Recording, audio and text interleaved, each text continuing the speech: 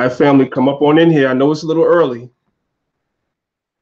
I know it's a little bit early, but I need my family to come up on in here. We're about to have a very powerful and necessary discussion this morning. It's going to be brief. It's not going to be a very long discussion, but it's powerful and necessary. I see my family start to trickle in here.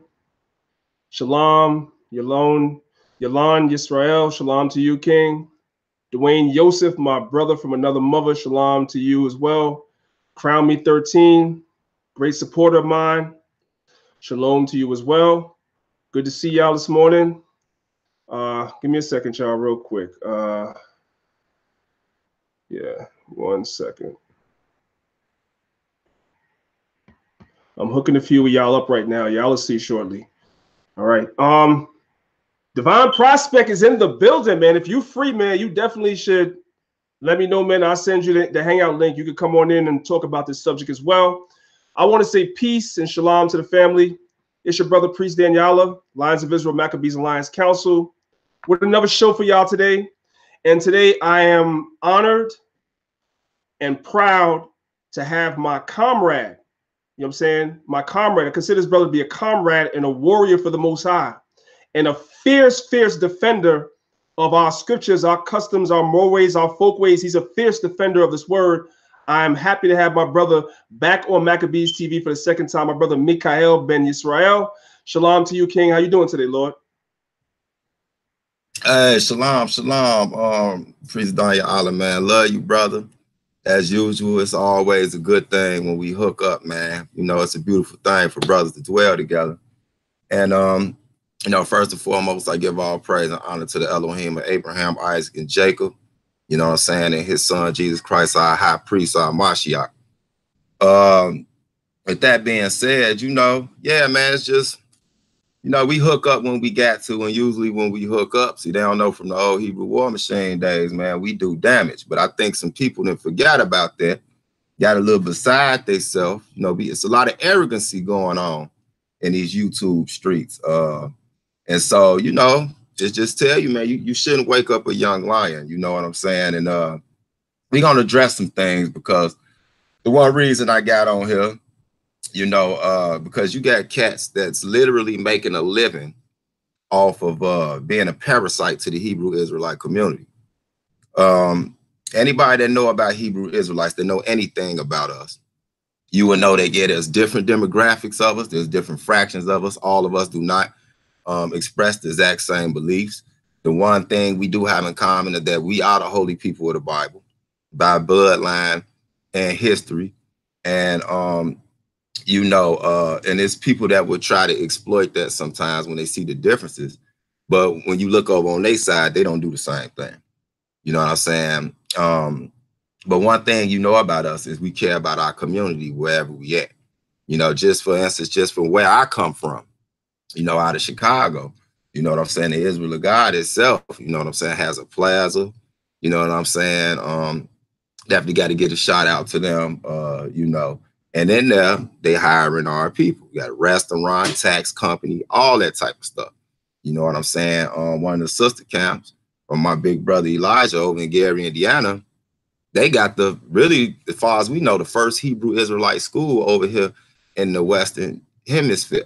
I mean, a real school, like a big public school, you know, a regular school. They bought a school that was abandoned, and it's a school. It's called the Israel School of Excellency. So if there's any Israelites out there in that Gary, Hammond area or something like that, or, you know, a little bit north of the border in Illinois, take your kids there. If you don't want, you know, on Thanksgiving, they school's still open. Christmas, they school's still open. You see what I'm saying? They ain't thinking about that. And, you know, so with that being said, we got things that we doing. We don't wake up thinking about comedics, thinking about Pan-Africans and all that. But for some reason, it's as if they would not exist if it wasn't for us. So they keep their mouth on us, right? And it don't bother me, because I've been in this over 20 years. So it's like you build up an immunity. But it's when you hire cats that want to literally tell people, leave that Bible alone, you know, leave that religion alone. And I think if we keep telling them we're nationality, they won't accept it. And, you know, it's different religious beliefs within that nationality. And so they'll keep telling you this, but then I go back to what I was saying 7, 8 years ago. I told this to Ankh from Armor Rock Squad. Shout out to you, Rob West. You know, I ain't got nothing against that brother. We ain't had us no little spars lately. Even though he was the first one said I was a crazy Hebrew with a perm, you know, just hating on the texture of my hair or something. I don't know. So now Sarnetta want to call me a broke Snoop Dogg, which is funny. This the thing I want to say. They get personal when their feelings get hurt, and it's usually due to information. You know, and these are the same people that say they banging on information. So this is really why I want to go into it. And I'm gonna say this one last thing, and I'm gonna let you go and set up whatever you want to ask me or whatever. But it's a cat out there named Garfield. Garfield Reid. I've been knowing him online for quite some time now, for some years. And so you know, the brother do what he do. He always claimed to bang on the Hebrews, bang on the Bible. 1 minute he say the Persians wrote the Bible. I think it's the Sumerians, the Babylonians. It'd probably be the Turks or the ancient Atlanteans wrote it next. But the whole thing is he has some type of obsession with Hebrew Israelites and with the Bible. And that's his thing. But what you find out with him is whenever you cut him, he gets personal. And he has a history of making personal attacks on brothers. He's talked about the captain's child. He's talked about the fact that y'all know I'm a writ open book. I'm still working on finishing my book from Vice Lord to Servant of the Lord, where I tell everything. I've been shot up multiple times, and the last time I got shot, I got put in a wheelchair. He likes to bring that up live and then clean it up and say, oh, but that's my brother. He does community work. Nah, man, ain't none of that. You know what I'm saying? It's just real snake tendencies that these cats got. And that's because they don't have the moral that we have, which is taught to us by the Torah or the Holy Bible, as you can say. So I just want to start off with that, bro. We can talk about whatever you want to because we ain't got too much time. 12 o'clock, I, you know, got a meeting. And I just want to say, if anybody want to jump on here, we done with that. This is my message to you Hebrew Israelites.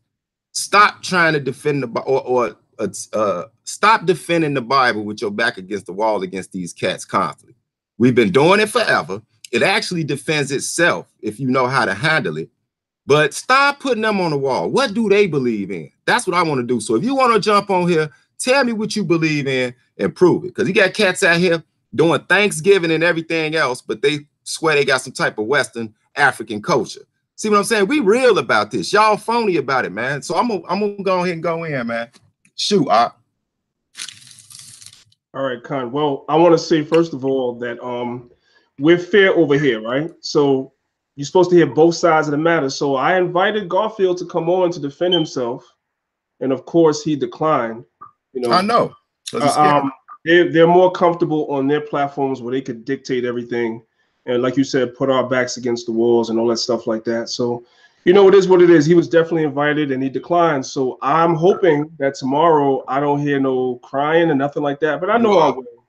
And that's okay, too. It's no problem. All right. So let's just get right into it. And, you know, we'll probably hold on. Yeah, on that note, bro. Just going with the spirit. On that note. I sent you that second clip I sent you. Just play the opening part. I'll tell you where to stop. Give me 1 second. 1 second. I'm trying something real quick.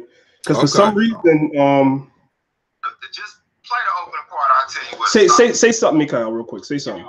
Shalom, shalom. I'm trying something real quick. For some reason, just play the opening part. I'll tell you where to stop. I might have to mute it. Shalom, shalom. I'm trying something. Okay. All right. So you want me to go ahead and play the clip, right? Yeah. That second one. This the reason he won't come on here, and this the reason he's not even worthy to debate me. Let me get the people a little red carpet before you play this, right? Mm-hmm. Now, this brother Garfield Reid, you know, from the so-called Dagger Squad, which I don't know who they've ever daggered. Matter of fact, who even owned the squad? I see a couple of sisters talking about credit repair and black cards and stuff like that, but I've never seen this squad. You know what I'm saying? It's like Santa Claus and the reindeers. But the funny thing about it is, you know, the brother always talking about debating and all that. This the reason I've been decided that he's not worthy to debate, because I was listening to his show about a month ago, and y'all can go find a receipt where he literally said live on his show that years ago, Mikha'el, talking about myself, cut him live. Yeah, we had like a little mini debate. As a matter of fact, I'm gonna have that file probably pulled up tomorrow. It was on Debate Talk for You, Sal Showtime. Shout out to that brother. All praise to the Most High. You doing better. Your health is doing good. Sal is a good brother in the community. He went through a thing. We prayed for him, and the Most High, you know, brought him up out of that condition, and he healed him. So all praise to the Most High on that. So yeah, you know, that's our spookism, y'all call it, but it works for us. You know what I'm saying? While y'all out here rubbing rocks. But look, right, and so the brother, you know, the brother Garfield admitted that on that show live on Debate Talk for You, I asked him some Bible questions, since he's supposed to be a historian, that he couldn't answer. And he said, Mikha'el got me back then, but if he tried it today, he would get me. So he's been pissed off at me ever since then. Because by then, I've already came to the conclusion he's not worth debating. The people that they call their top scholars over there have all been cut before. I used to beat up on Ankh for fun. You see what I'm saying? But this ain't nothing against Ankh. I'm talking about this dark Teletubby right here. So go on, play this, and I'm going to show you exactly why he's not worthy to debate. This should have canceled him out from any debates ever in the future. Play it, Karen. All right, now listen, y'all, family, I'm going to need y'all help. Okay, I'm going to need your help. Because lately I've been having, like I told y'all, I'm having some issues with this channel. For, you know, YouTube is messing with my channel. So lately when I've been trying to play videos for y'all been telling me that y'all can't hear it. So I'm going to go ahead and I'm going to try to play this video to see if y'all could hear it. Also, what I'm noticing as we're going along, y'all could hear Brother Mikha'el, but y'all can't see him for some reason. So YouTube is definitely messing with this channel for some reason. I don't know why. But I'm going to go ahead and try to play this video. And y'all let me know if y'all could hear it. If you can hear the audio on the video, press 1. If you cannot hear the audio, press 2. If you can hear the audio, press 1. If you cannot hear the audio, press 2. Okay, here we go. Qualification right there on the spot, and Jamar just busted out laughing. Audio, press 2. Okay, here we go.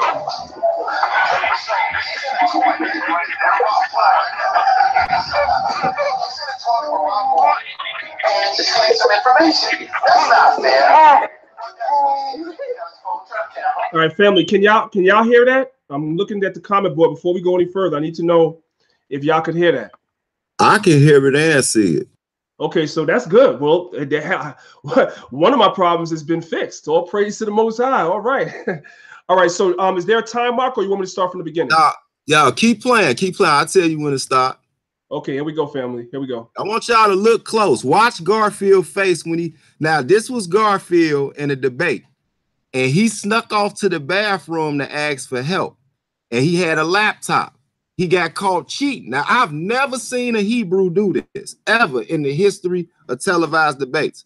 When this happened, he was the laughing stock. I said, oh, man, that brother should be banned from any debating, ever. That's never happened with me. Go ahead.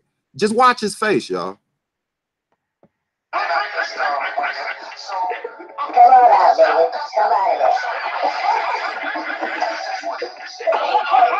Look at him. He got caught. He got the dookie face. Just let it play. Let it play. Oh, my God.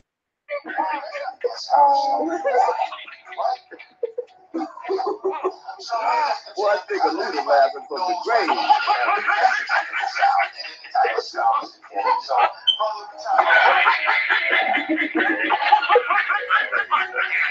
You can stop it right there. So this is the type of cat that Sinetta will say, or anybody from the House of Conscience will swear that he beats up on Hebrews or any other debate.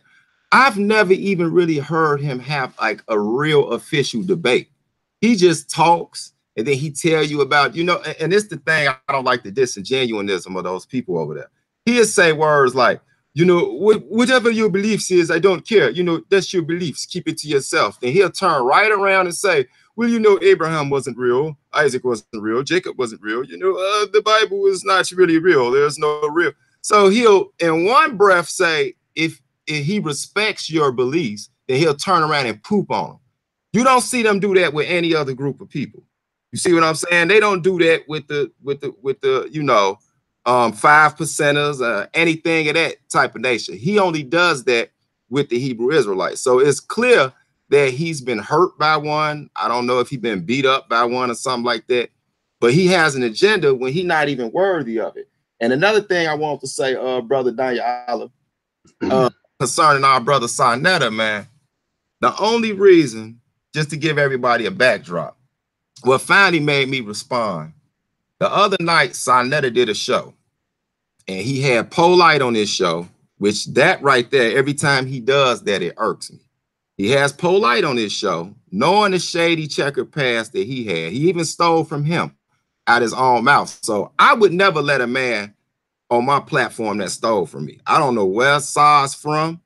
You know what I'm saying? So he must have literally lost all self-respect. He's lost all dignity. He's desperate right now for one reason or another. And so he had him on there and he had Nature Boy on there.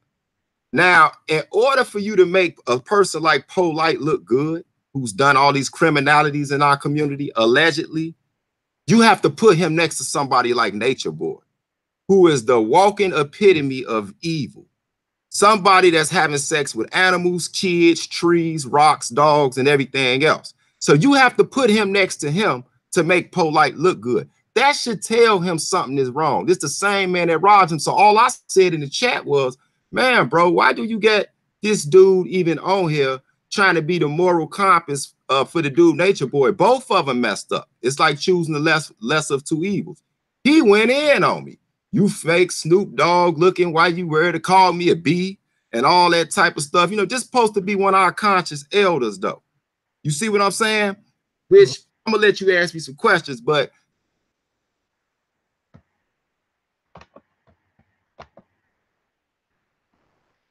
Mikha'el, you there? Mikha'el, unmute yourself. You muted. Okay. What was the last thing you heard me say? You said you was going to let me ask you some questions, and then you got cut off. I was saying that I believe. Did you hear when I was talking about I was on in Sarnetta's chat? Yes. Mm-hmm. Okay. And what I believe is, for whatever reason, because like I said, I always liked the brother Sarnetta. You know what I'm saying? He got that kind of spirit. I hope he repent. You know what I'm saying? And turn to the Most High. But in the end of the day, I just said to the brother, like, why you got a lesser of two evils on here? He went in on me, called me a B, broke Snoop Dogg, little cat, and all that type of stuff.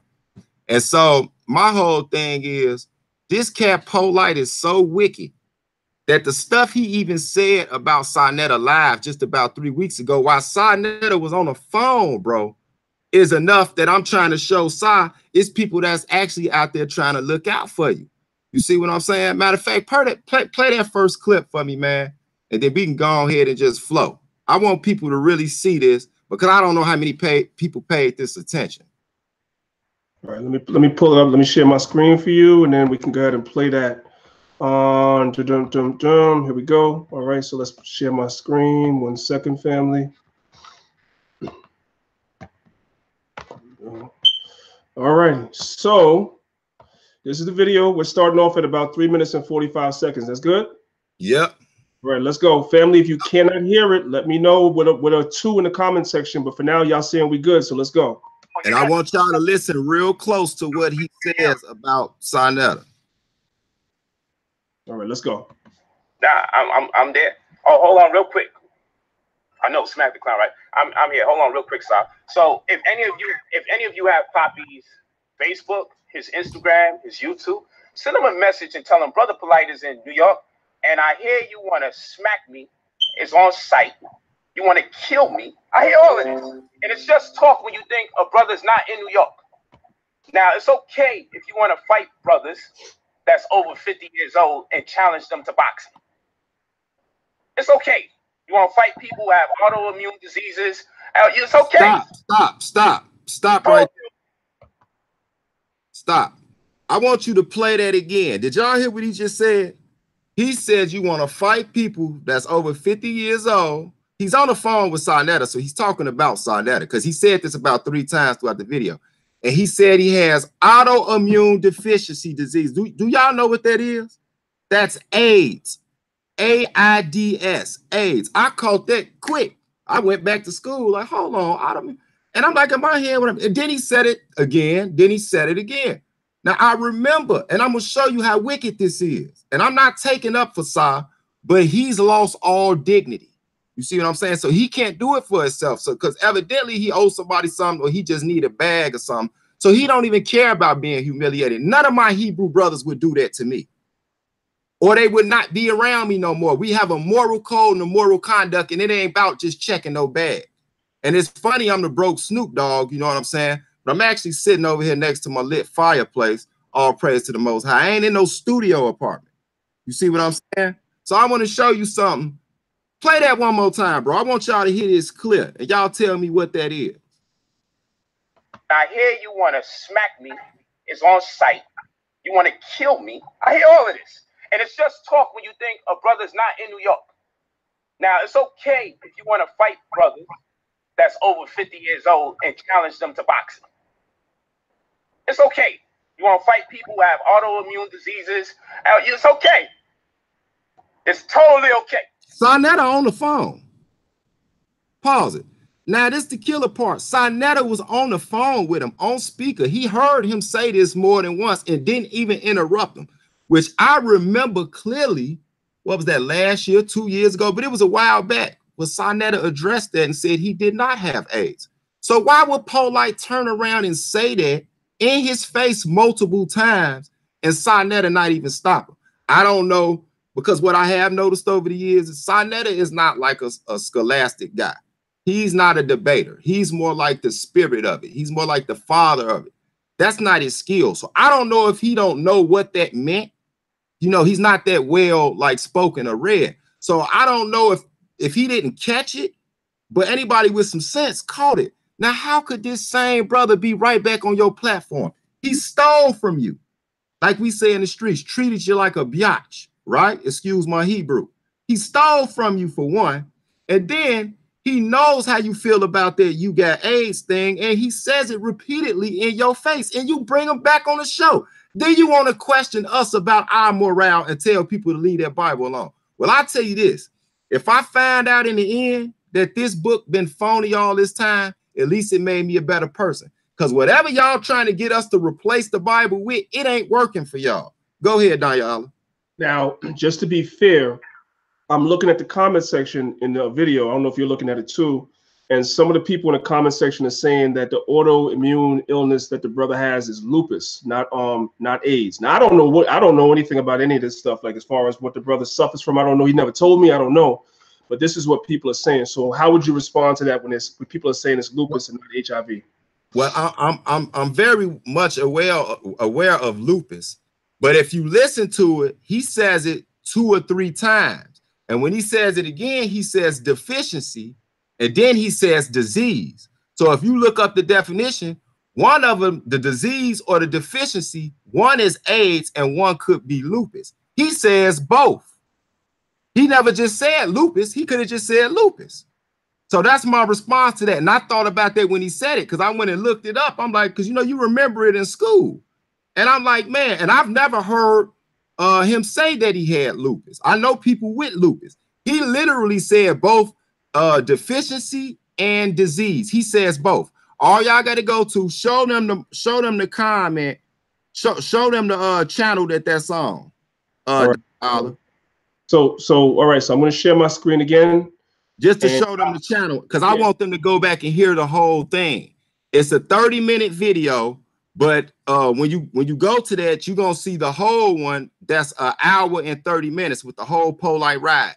Watch you hear him say both terms, deficiency and disease. All right, so this is if y'all can see my screen, which y'all should be able to, this is the video, and it's on a channel called Indigenous Peoples Media Outlet. So y'all can check it out for yourself. And in the suggested videos on the side, there are other videos as well. So maybe one of the other ones is what Brother Mikha'el is talking about.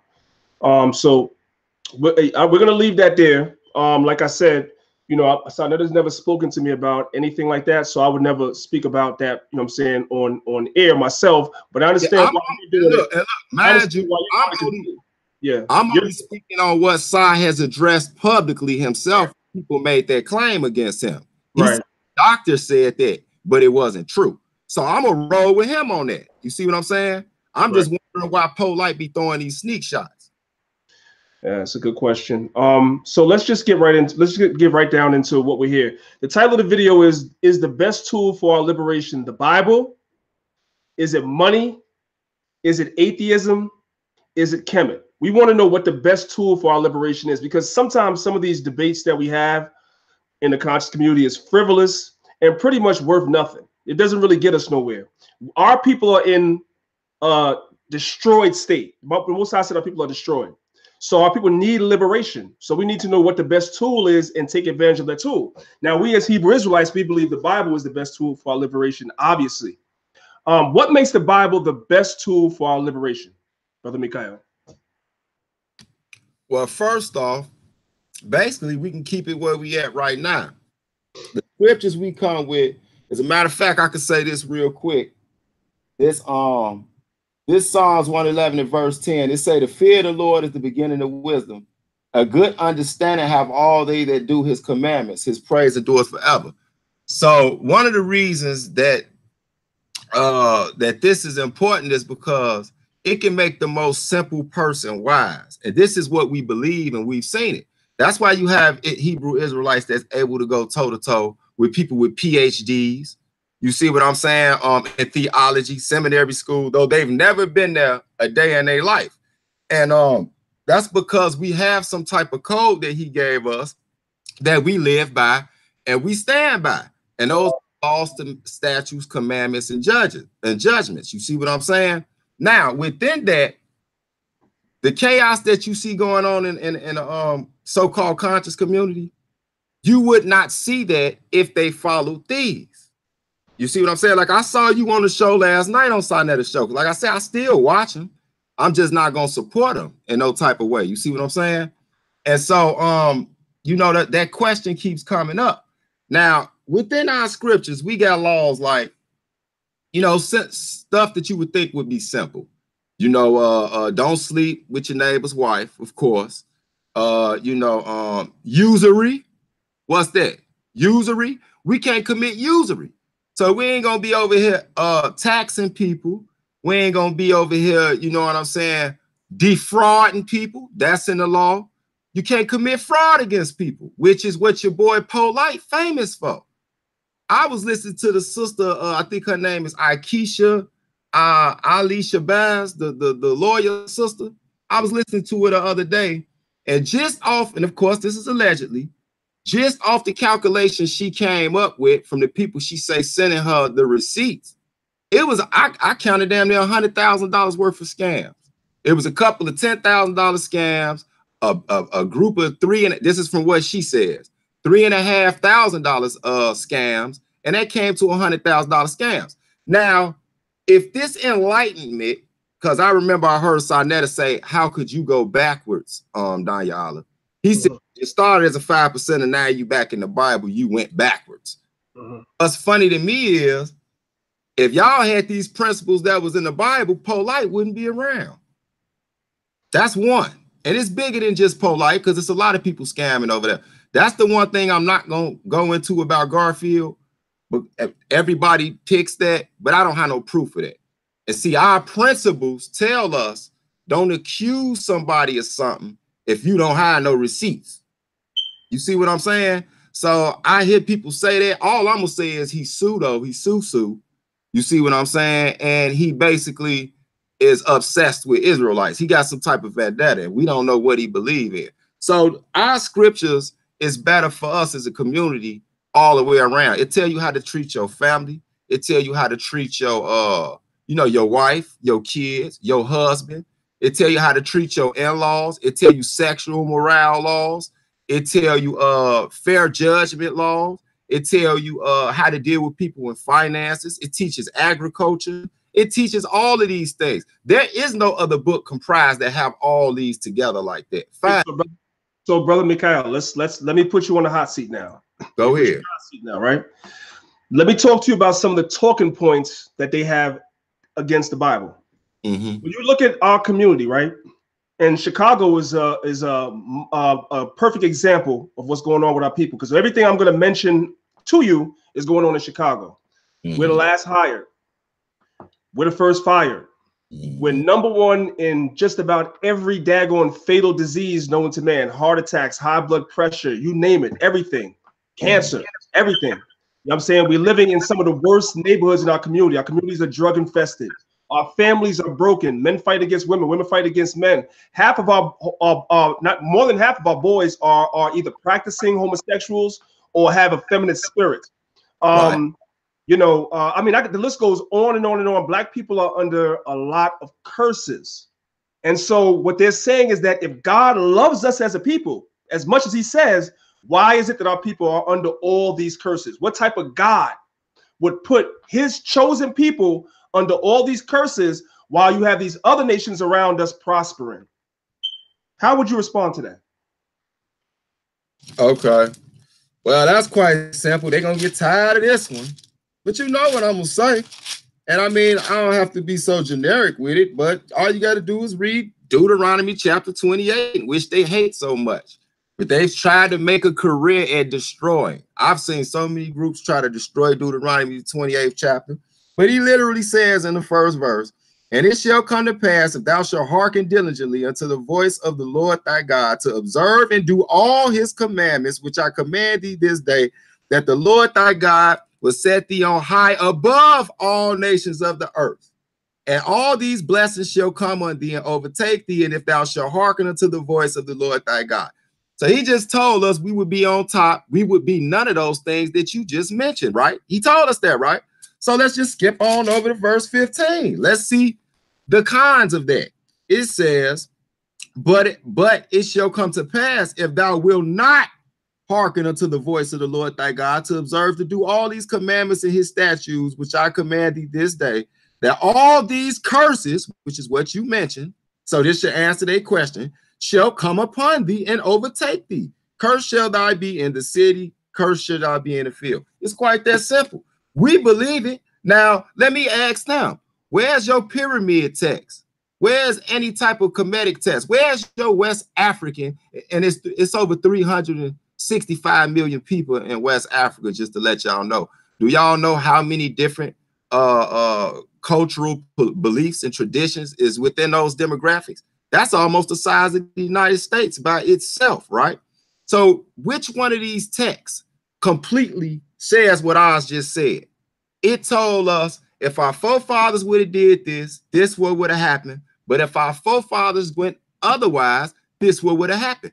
Until you can match that with another document that says we were going to go into slavery, why we went into slavery, and what's going to get us out of slavery, then shut the hell up. It's quite that simple. It's not even that complicated to us. Okay. So basically, what I want to ask you next is about the financial part, right? Because there's this thing now going on. There was a brother on his channel the other day. He has a phrase that goes something like this: God is good, but money is better. And basically, the premise that they're pushing is that right now, Black people need money. We're behind economically. We need to provide our people with jobs and finances and things of that nature. And that's what we need to be focusing on, and not focusing on the commandments. Now, to me, that's ass backwards, because how can you give Black people money when Black people don't have the education to know what to do with the money? Black people don't have financial literacy. And in many ways, we're not educated as a people, period. So you're going to give people the money. You might as well just throw that damn thing in the damn fire somewhere. Just throw it in the goddamn chimney in a fire someplace and let it burn, because that's exactly what you're going to do. But when it comes to finances, why is money and finances not the key to our liberation? Why is economics not the key to our liberation? Why is it the Bible? Oh boy, this is so simple. And again, in that exact same chapter, verse 43, the stranger that is within thee shall get up above thee very high, and thou shalt come down very low. He shall lend to thee, and thou shalt not lend to him. He shall be the head, and thou shalt be the tail. So that literally just told us that all these foreign nations that's around us will be financially stronger than us. They'll be able to lend to us, like own banks and all that type of stuff, credit places and all that. But overall, we will not have that. We have a bank here, a little something there, but overall, we won't have it. Now, the funny thing about the questions that they like to ask us, addressing what you just said, is what was one of the first things I mentioned that we have? A school. And like you said, people don't have financial literacy in our communities. So instead of saying, man, it's all about the money, I need the money. Well, those that have the money, why don't they build more schools? Why don't they build more systems to teach us how to be economically responsible? You see what I'm saying? We know our scriptures is clear on that. And matter of fact, one of the other verses tell us, for the love of money, because I want to clear that up. You know, people always quoting that saying the love of money is the root of all evil. You know, Danyaahla, it don't say that. It say for the love of money, love of it, meaning that it's become a deity, which is exactly what these brothers is saying. They saying money is my religion. Money is everything. So they're doing exactly what he's saying, for the love of money. When somebody loves money more than anything else, do y'all know he's willing to do anything for it? He's willing to kill for it. He's willing to steal for it. He's willing to, a woman is willing to prostitute her body for it. A woman is willing to strip for it. I mean, when that is your number one principle, I don't want nobody on my team that say money is their religion. I don't want nobody on my team that say that their God is money. You know why? Because they would do anything for money. They mean they will sell you out for money. Literally. I'm from the streets. Y'all know that. And when I was in that lifestyle, we actually violated brothers, man, for putting money over their brothers in the nation. But it was cats that did it. And what you find out is a lot of them cats either didn't last too long, or they sold people out. They winded up being snitches because they cared more about their money than honor. You see what I'm saying? Or they wind up setting people up to get them robbed because they envious of what you have, and they'll go by any means to get it because they don't have a moral code like we get in this Bible. So these easy questions to me, man. Our book has proven if you follow it, we will be straight economically. You see what I'm saying? Well, if I can just chime in real quick, because I see my brother Andre Boyce in the comment section. He made a comment. He said the lack of money is what's causing evil in our communities. And I could say to a certain extent, you're right, but you're still not 100% on it. And I'm going to tell you why. The lack of knowledge and unity amongst our people, which the scriptures teaches us, the first and foremost principle of the Bible is the Most High gives us that supreme wisdom, knowledge, and understanding of how to serve him and how to deal with each other, right? And the lack of unity and love for each other is what caused us to want to be integrated with the so-called white man. In the 50s, in the 60s, we marched and sat in for that thing. And once we got it, all the businesses in our community disappeared. Now, $1 doesn't stay in the black community no time. The minute you get your paycheck, the next day you're broke. And who did you spend your money with? You spent your money with the other nations. Money doesn't circulate in the black community. That's the problem. And the reason why money doesn't circulate in the black community, it doesn't stay in the black community, why we don't have money in the black community, is because we don't have no knowledge. That's the problem. That's the problem. You want to chime in on that, Mikha'el? I ain't gonna lie, you took the show over on that one. I was about to try to say exactly what you just said, but you said it a little bit better. And that's the truth. I mean, like you just said, and look, it all goes back to having a moral code, bro. Now look, if we teaching from our scriptures that everybody gets their fair share for their work, right? You know, we got all that in the Torah. Tells you how to divide money amongst each other equally. You know, it say that what is it? Unbalanced bag, you know what I'm saying, is bogus, right? Mm-hmm. It literally goes against defrauding people and cheating people with their money. So that puts a moral compass on even economics. You feel me? So that starts from the beginning. And that teaches you to look out for each other. Prime example, let me say this. Mm-hmm. I know what's going to come up next. You know, they like to say, like when you brought up Chicago with the high murder rates and all that, right? They'll say, like Garfield will say, well, look at all the people, all the Christians in our communities. I haven't done anything for us, you know, the people killing each other and all that type of stuff, right? But that's an unfair comparison. Because, and this is not to poop on the church, because they've done a lot for us. Matter of fact, they've done more for us than any black atheist group has ever done. Just go look up all faith-based or Abrahamic faith-based charity groups that help the urban community or the black community. You ain't gonna see one. If you find one, I'll sell you a planet, but you definitely won't find 2 or 3 black atheist organizations. So look, right? Most modern day Christian denominations don't teach from the Torah.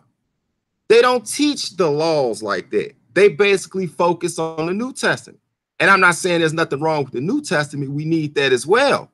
But if you don't understand the Old Testament, you can't accurately utilize the New Testament. So that's not a fair judgment, because they'll tell you quick, the law is done away with. Well, within those laws, like I said, we got agriculture laws, economic laws, and all of those type of things. So you can't use that. You see what I'm saying? Because that's a religion. That's not the Bible. Right. Absolutely. So a few people are asking me, can they come in? But I know you don't have long, so you have like another hour. So I don't really, one of the brothers, his name is Andre Boyce. He wants to come in and kind of chop it up with you on some of the stuff. I don't know if you want to talk to anybody. If you do, I'll send him the link for the hangout. But if not, we'll just continue. Mikha'el, you there? Yeah, can you hear me? Yeah, I can hear you now. Yeah, look, like I told you, and I stick to this, y'all. Everybody know how I get down, man. Like I said, if Garfield, you gave him a fair chance, I know you told him yesterday. So I don't want to hear him go back on his show saying stuff about me like a coward when I was right here live. You see what I'm saying? Because I'm gonna show you why these cats don't want to stand toe to toe or sit butt to butt. Because you know he like to make, you know, crack little personal jokes. You know what I'm saying? But he can't deal with me intellectually or as a man. You feel me? And a lot of those cats over there like that. So don't wait until 11:51 when y'all know I gotta leave at 12 talking about, oh, I'm gonna get on there, but Mikha'el ran. No, dudes, you got time to get on here. But I'm letting you know, and anybody else that want to get on here, if you get on here, you're not getting on here to question me about the Bible. What you're going to do is you get on here and tell me a better already formatted blueprint system that's better than the Bible. And let's talk about that. Let's talk about, because I'm tired of y'all talking about the Bible. Show us something better, man. That's what we've been saying. Until then, shut the hell up. So if you want to do that, show me something that's comprised, not bits and pieces taken from everywhere. That's going to take another 15 years to put together. Show me something that's already together that can hit every level. Economics, morale, because we do need morale. Because if we did not need, because you know they like to say this too, Don. So he can get on if he understand what I just said. If he getting on here to debate the Bible, which we beat them up on that all the time, then you wasting my time. So look at this right here. All can come together with a book. I thought it was the Maximus of Ptah Hotep, but I had to show Jabari that was most chauvinistic than the scriptures will ever be. But that's another story. Y'all can check that out on my Hebrews in the Hood channel when we busted him up on that. Funny thing about it is he might be the most honest one over there, so I ain't gonna even get down on Jabari. Now watch this, right? Show us a already comprised book or literature that has the moral laws, the economic laws, the educational laws, so on, and health also, and health that deals with health. Show me that, and then we're gonna go ahead and talk about that. So if he want to come on, he can come on. But if he getting on here to try to debate the Bible, you know, that's gonna be a waste of time. Okay, so Andre Boyce, I'm about to send you the hangout link. All right. So you heard what the brother said. So he's the guest of honor. So we're gonna respect him. We're gonna respect him and his wishes. If you come on here, it's gonna be a respectful conversation and a respectful dialogue. All right. In the meantime, Mikha'el, just go ahead. While I'm sending him this email, you can just go ahead and continue and talk. Okay, can you hear me? Yeah, I can. Go ahead, bro. Okay, and like I said, man, to get back on subject, the brother the brother Garfield said things about, and I know my brother Yak, he ain't tripping off of it, but he said something about the brother Child. I think he said something about Q Butter. He said something about me getting shot up and put in a chair. And like, why do that come up when we're literally talking about history? We're talking about, you know what I'm saying, a scholarship type stuff. This is how emotional these dudes are. You see what I'm saying? And then what's funny to me is somebody like even our beloved brother Sinetta. That's why I say the brother tripping, man, and ain't nobody over there trying to protect him. because he'll ask, like, he'll see his differences with the Hebrew Israelites belief system, right? Like, say he'll say to me or somebody, well, do you believe the white man is the devil? I might respond, it's black devils and white devils. He might ask Danyaahla. Danyaahla might say emphatically the devil, right? He'll say, see, look, you two don't exactly believe the same. But you never hear them constantly ask Garfield is white man the devil. They don't constantly ask Polight is the white man the devil, because they know what the answer gonna be. Polight love hanging out with Jewish dudes. You see what I'm saying? And Garfield, they don't even touch that subject. Garfield always say, oh, I'm not on the racist type thing. So why they don't grill them about that, but they try to find division in the Hebrew Israelites? They're all hypocrisy, man. They're all hypocrisy. And another thing I want to show, let me see. Oh, I had wrote this one down. This was something that caught me the other day. It says, let me see. Okay, here we go, right here. Sinetta has said something to you yesterday when you was on the show, right? He was talking about your spooky God and all that type of stuff, and how no mystery God ain't ever did nothing. Now, they always bring this up. But do y'all realize these the same cats that'll turn right around in the same breath and say, well, they got it from the ancestors, or they spoke to the ancestors, or they call on the ancestors? Jesus Christ, bro, I got it. Yo, you on it. You are on it 100%. Yo, I've been saying this for the longest. That's the spirit. Because when they say their ancestors, I'm going to be like, where's the realm of the ancestors at? They always talk about the ancestors. Well, where's this? Because that's pseudo, that's spooky. If you can't prove what the realm of the ancestors is, y'all always talking about, then you just as spooky as you say I am. And they don't even realize that. But I was kind of holding that ammunition though. But you already brought it out. Oh, I'm sorry, like you said, it's the same spirit, because I didn't even know you was gonna go there. But yeah, let's make a comparison. We already telling y'all the being that we believe in, or the deity that we talking to, is a spiritual entity. It's a celestial being, or he's a celestial being, right? So it's up to you to believe that or not. But you can't criticize me for that and then tell me you talking to somebody that's dead. Like, they literally, their corpse is rotted away and they're in the ground. Then my next question is, if you speaking to your ancestors, Garfield or Polight or anybody, even Jabari, if you speaking to your ancestors, I got a question for you. What language are you speaking to them in? Because I don't think none of them spoke English. When they was in West Africa before we came over here, how many of them spoke English? Or is you speaking click to them or something like that, or one of the indigenous languages over there? Huh? Or do you got a translator? Like, when you speaking to them, do you have like a spiritual translator, like another dead person that was bilingual, you know, doing? So you don't call that spooky if that ain't spooky.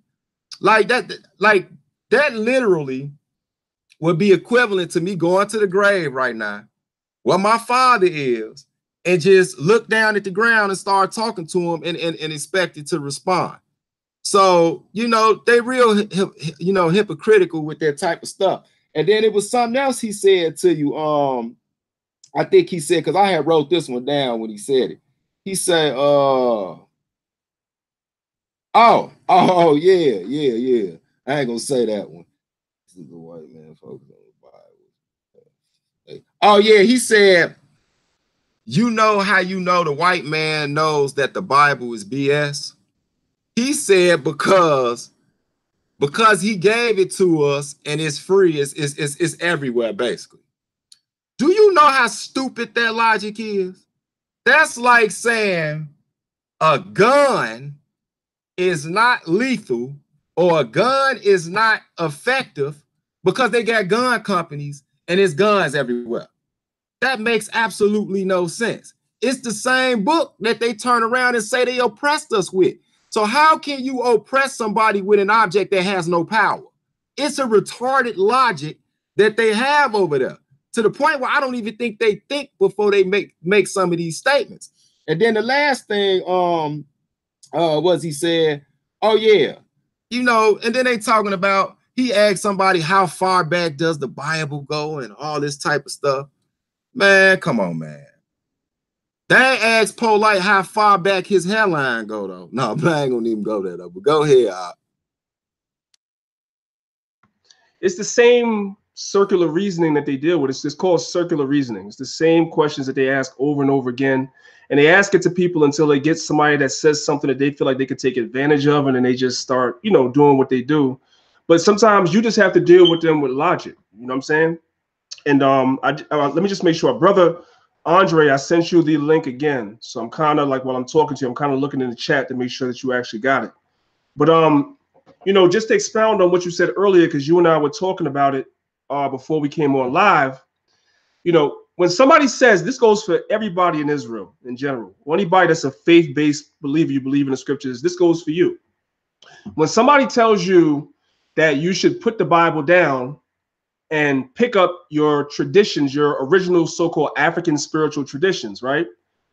You be like, okay, that's fine. But here's what the book that I've been dealing with, you're telling me to put down.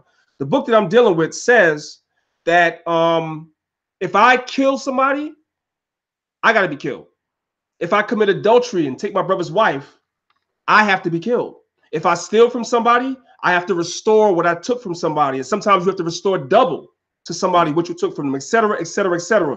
We have laws, and we also have judgments for breaking the laws. Now, I'm constantly hearing from these so-called African spiritual systems that they also have laws and commandments. So as Brother Mikha'el brought out, if you're going to tell me I'm going to join a West African spiritual system, I would like to see a codified, which means set in order, in an orderly fashion, a codified set of laws written down that says this is what you do, this is what you don't do. If you do this, this is the punishment for doing that.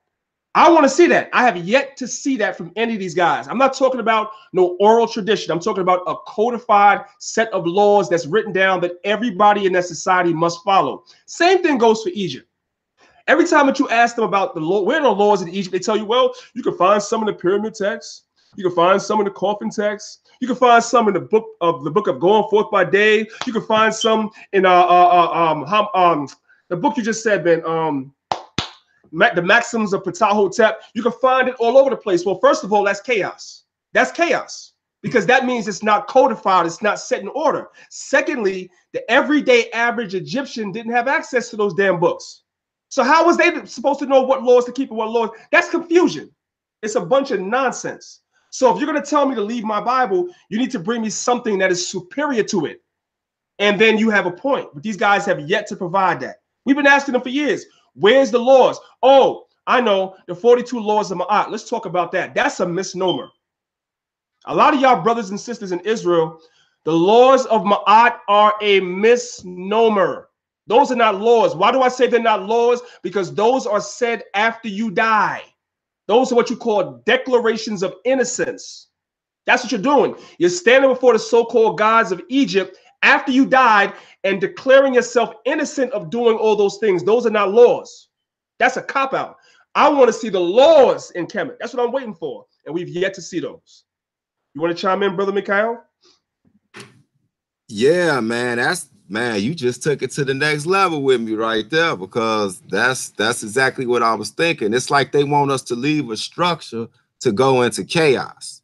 Hey, Ebony Knowledge, you said shaking your head. Okay, fine. So what are you shaking your head about?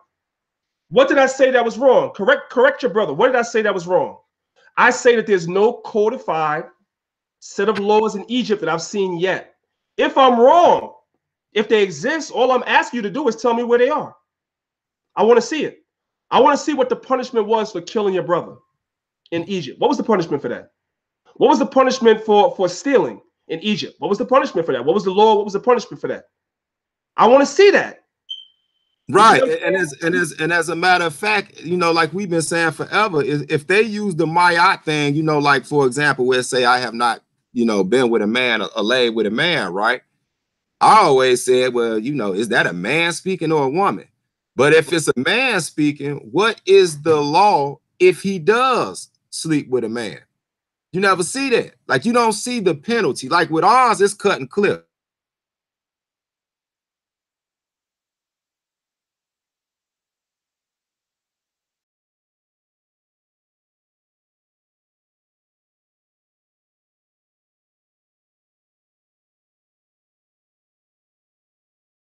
listening to what's being said.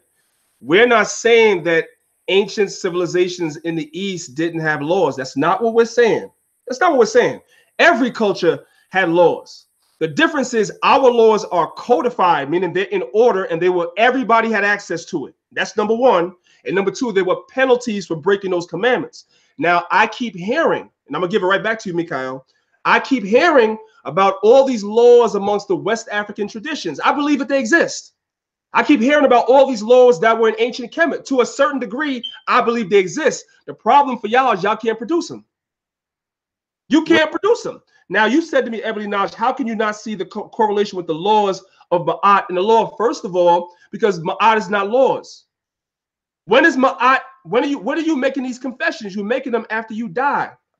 I'm going to assume, Ebony Nash, that you're a knowledgeable person. You have the word knowledge in your name. Those are not laws because they're said after you die. Laws is something that govern you while you're alive. And by the way, one last thing, I'm going to give it back to Mikha'el as well. This is another thing that goes on in the conscious community that we have to debunk this crap too. Parallels are not proof of plagiarism. Let me say that again.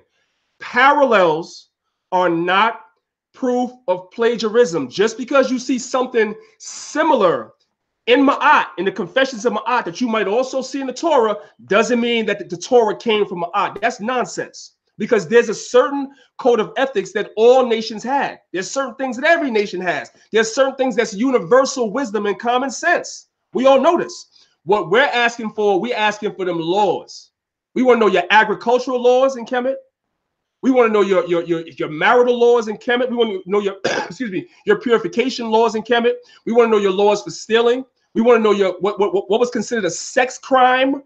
What were your laws on that in ancient Kemet? Etc., etc. What were your laws on adultery? What was your laws on pedophilia? What were your laws? And what was the penalties for breaking the laws? Those things are not present in the negative confessions or the declarations of innocence. I'm sorry if it bothers you. You put shaking your head, but you're not providing me with an answer. Go ahead, brother Mikha'el. Yeah, that's basically the bottom line of it. Like, you know, with laws, you have penalties. Like, you know what I'm saying? With those laws, like every law you see set up on the book now, they let you know that what the penalty is if you break that law. I don't see that in Kemet anywhere. As it refers to her comparing it to the scriptures. I don't see that. And I like to just make a statement too about earlier. When I said, when you look at the long version of the video, that's an hour and 30 minutes, the one I was speaking about earlier with polight. The other term I believe I heard him say was acquired immune deficiency syndrome. That's AIDS. Because I remember he said two different versions because he said it like 3 or 4 times. So I just want to put that clarity in there when y'all go check it. Now, back to what you was just saying, I don't see, you know, they keep bringing this up, like the Maximus Patah Hotep. And then if you look at Mayat and all that, just produce the penalties for making these transgressions against the laws of Mayat. That's all we want. That's all we want. And we'll shut up about it. We'll say, okay, they got some similarities. And then once y'all do that, like you said, bro, that needs to be the standard for the Kemetic community. Right.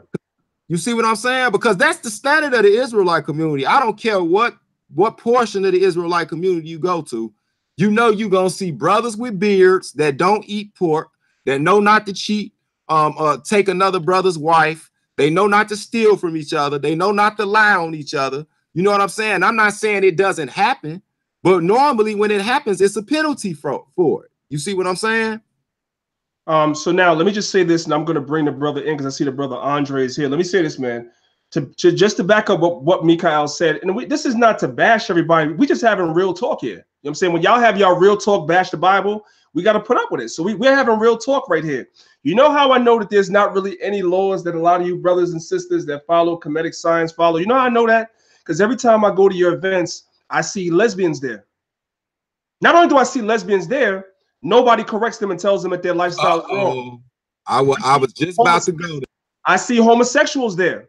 Nobody's correcting them and telling them that spirit is wrong. If you will never listen good to what I'm saying, I'm going to pass it over to the brother that just came on. Listen good to what I'm saying. You will never in life, ever in life, go to a Hebrew Israelite event, I don't care what camp it is, Never. and see lesbians walking around freely and comfortable without somebody saying something. You'll never see that. You'll never see homosexuals walking around any Hebrew Israelite. I don't give a damn what camp it is. That I can say for sure. Hey, and before the brother speak, I hate to cut your knowledge, man, but to land back off what you said, right? As a matter of fact, you see the homosexuals, you see the lesbians, but if you address it, a cat like Garfield will say, "Oh, you're a badiologist." So meaning just the fact that you address it, he throws you into a homophobia or an undercover gay. But if I address a murderer or if I address a child molester, I'm not a child molesterologist. I'm not a murderologist. But if I address the homosexual, I'm a badiologist, right? I'm obsessed with it. And I'm going to tell you, that's their protective sodomite spirit they get. They like to protect sodomites. You know why? Because money is their God, Danyaahla. And you know one things about homosexuals throughout history. Go ahead. That's it. This is what got the tribe of Benjamin in trouble. Because they had sodomites in their territory, in their states, and they refused to kick them out. You know why? Because with homosexuals, they bring money. You rarely ever see a gay homosexual or a broke homosexual or a broke lesbian. You rarely find it. They bring money. So that's one reason they won't address homosexuals, because a lot of those hoteppers is around there with their hand bent and they supporting them. Come on, I'm not trading the Bible for that loose mess. Man. Listen, family, this is what I need for y'all to do, man. If y'all enjoying the conversation, no matter what side you're on, please hit the like button on this video. Like button brings in people from all over, lets them know that we live. They can come and join the conversation. My brother Mikha'el has about 35 minutes left. It's 12:25 right now. In my time, it's 11:25 his time. He has to be off 12 o'clock his time. It's in 35 minutes. So with that being said, I have another guest that asked me to come on to the live stream. So I brought the brother in. This is my first time actually communicating with the brother. The brother's name is Andre Boyce. So brother Andre, you can introduce yourself to the people, and then we can take it from there, King. Y'all can hear me? Yeah, I can hear you. You good? All right. So first of all, to you, Danyaahla and Mikha'el, I just want to say I'm humbled to be on your platform. And I'm definitely not gonna argue the Bible, because I feel it's a belief system like most of these books. But I will say this: I just want to say humbly, thank you for even allowing me into the conversation. And I'm almost honored that Danyaahla caught up on my slogan, which is God is good and money is better. Now let's get to that's you? Yeah. I didn't even know that was you. Wow. That's me. Let's get to the nitty gritty. Listen, I respect everyone's belief system. I was once a person who was in a belief system or a faith system.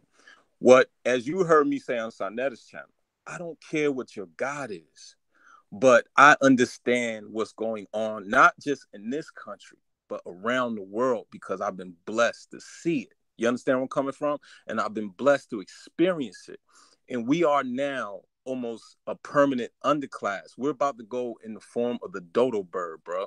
It's the same reason why my brother Mikha'el is in a beautiful city of Chicago, where you could turn one corner and you look like you in Shady Oaks, and then you could turn another corner and you look like you in Afghanistan, right? It's what's going on is that now. Listen, like you were saying lack of financial education, right? That's true, but it takes a group of us to illuminate what's really going on in order to educate us to be financially sound. You understand? For example, if I tell Black people all the time, if you're going to go to Christian church and if you're going to pay 10% of your weekly earnings and you're going to give an offering, you're supposed to demand of your pastor that once a month, out of those offers, that we take that group money and open up a hair salon, a chicken. I don't care what you open. But listen what happens. If your congregation consists of 1,000 members, and if 1,000 members was to give $20, right? That means now you open up one business per month without being in bank debt, without having to go to someone, without having to rely on someone. And I understand the first five I'm respecting your channel. The first 5 books of Moses, right? I understand it's a lot about dietary. It's a lot about brotherly relationships, laws and rules and all that. I get it. I'm not even disputing that. But what we don't understand is that, okay, faith aside, whoever Yahweh or whatever your God, not saying Yah, but you understand what I'm saying, in the whole canon of religion or faith-based, practices. Right now, none of these people are coming to save us. Maybe I'm not, like I said, I'm not banging on the Bible right now. I'm giving you my side of the story. Maybe the skies might crack and maybe somebody might come to save us. But for right now, what's going on is that we are being extinct just by laws, by the government laws, by our lack of financial. We don't even have an opportunity. Like most new job hires is 80% due to nepotism, right? Then you got to look at the fact that most of these countries have something that I will give y'all one olive branch of the brotherhood things. Like, for example, like in New York City, as you from New York City, as I'm from New York City, Danyaahla, when you walk into Reid, who owns it? The Indian people, the East Indian, right? You know why? Because when one comes over, they get a Dwayne Reed for 5 years, then they accumulate that money and hand it over to their next family member to come over from, and that's what they do. So they understand the practices and the power of wealth and what we call wealth transfers and money. I don't mind anyone having their religion. I left religion in 2013. And I know y'all say the Hebrew Israelite faith is not a religion, it's a way of life. So I'm not, like I said, I'm not banging on the Bible. But what I will say is this: the lack of it is what's causing all of this disparity, separation, and just hopelessness that drives people to all these religions, and it drives people to all these practices, because when you don't have no hope, you have to cling on to something that gives you a silver lining in your cloud, and just look at what's going on. The middle black home, the median black home is only worth $1,700 to the median white home that's worth $125,000. To be in the top 5% of black homes liquid, you only need $325,000 compared to the top 10. There's over 20 million white homes with over $10 million. We're broke. You understand where I'm coming from? So, okay, like my thing is, like, I don't mess with ISUP. I'm not a Hebrew. But when Tazaria was like, yo, we're going to feed black people, I want to be the first ones to donate to that, to feed them. You know what I'm saying? But what it takes to feed them? Money. You understand? So no matter in this industrialized country that we live in, or if you go to Europe, or if you go to Asia, money is the deodorant to all this stink. Now, like I say, what you do behind your closed doors and what you do behind your temples and whatever you do is beautiful. I have no problem with that. If it's brotherhood, I'm all about brotherhood. Am I pro-Kemet? No. Am I pro-Hebrew? No. I'm pro us getting together and getting some money and resources and building back up our communities. And that's period. You know what I'm saying? But I'll let y'all respond to that. Yeah, brother. And you know what? I don't have anything against what you said. As a matter of fact, I agree with a lot of it. And I'm glad you clarified that you respect the fact that we're saying Hebrew Israelite is a nationality and not a religion. Yeah, and I gotta respect that. Not to cut you off, but yeah, listen, I'm not here to. It's you know what I'm saying? It's cool, bro. Just let me. I'm just giving clarity. I feel you. Go ahead. Okay. Yeah, just to respond to what you said to further prove what I'm saying. It's a different when you just have religious laws and when you have a code of conduct, or you have a what you would call a constitution. And that's what the nation of Israel had. If you look at Exodus, the 22nd chapter, 25th verse. Now, if we just applied this to our community today, it would be so good. It say, if thou lend money to any of my people that is poor by thee, thou shalt not be to him as an usurer, neither shall thou make usury of him. You see what I'm saying? So simple as that. That's not even a religious principle. Correct. That is a societal principle. Correct. You see what I'm saying? And so my one question I did, and I do agree with damn near everything you said, brother Andre, but I do want to ask you. So go ahead. You did say something about with the religion, you believe that's the problem of the division. And, I hear that a lot. Fact. So let me ask you, when we were in ancient times, let's say on the continent in Africa, I would like to know which came first, because there's always been division over there. There's always tribal wars. Which came first, the The division or the religion? I mean, I think man is naturally tribal, correct? I think we naturally bind to what interests us more. Like, for example, I'm a fashion designer, right? Right. So I'm naturally going to go and hang out in Hong Kong and in Tokyo with other fashion designers that when we do our trend shopping. I'm not I'm also like the first thing I said to Danyaahla when I jumped on y'all chat, I'm a gym rat. Like, he's a gym rat. I said, yo, let's work out. You know what I'm saying? We're tribal people. I think that, look, if you threw me in the middle of Iraq, let's say I knew every precept, every law, statute, commandment, everything that Yahweh Shah said, everything that all your prophets said. If you threw me in Iraq, they'll still believe in Allah. Period. Right? Because what is Iraq an acronym for? The Islamic Republic, Allah Qadim. I forgot what the Q is. You dig what I'm saying? It's the name of the country is the Islamic Republic. You feel me? But guess what runs that country? Oil and OPEC and money. That's all I'm saying. So no matter where you go, a dollar still spins, a euro still spins. Everyone is going to have their different forms and ideologies of God. But what's going on right now is we're in dire straits. The Obama administration set us back to the Gilded Age, brother. We've owned less homes now than we owned during the robber barons. Under his administration, we only got 0.1% SBA loans. Under the Bush administration, we got 5%. What I'm saying is that what happened was we drank, not y'all, because I know a lot of, I've been following all of y'all for a while, right? That's how I even got cool with Sinetta. I know what the Hebrew Israelites mantra is, and I know a lot of that stuff, and I study it. That's why I'm not even going to argue the Bible, because why? At the end of the day, when we get off this chat, y'all going to believe in it, and I have no problem with that.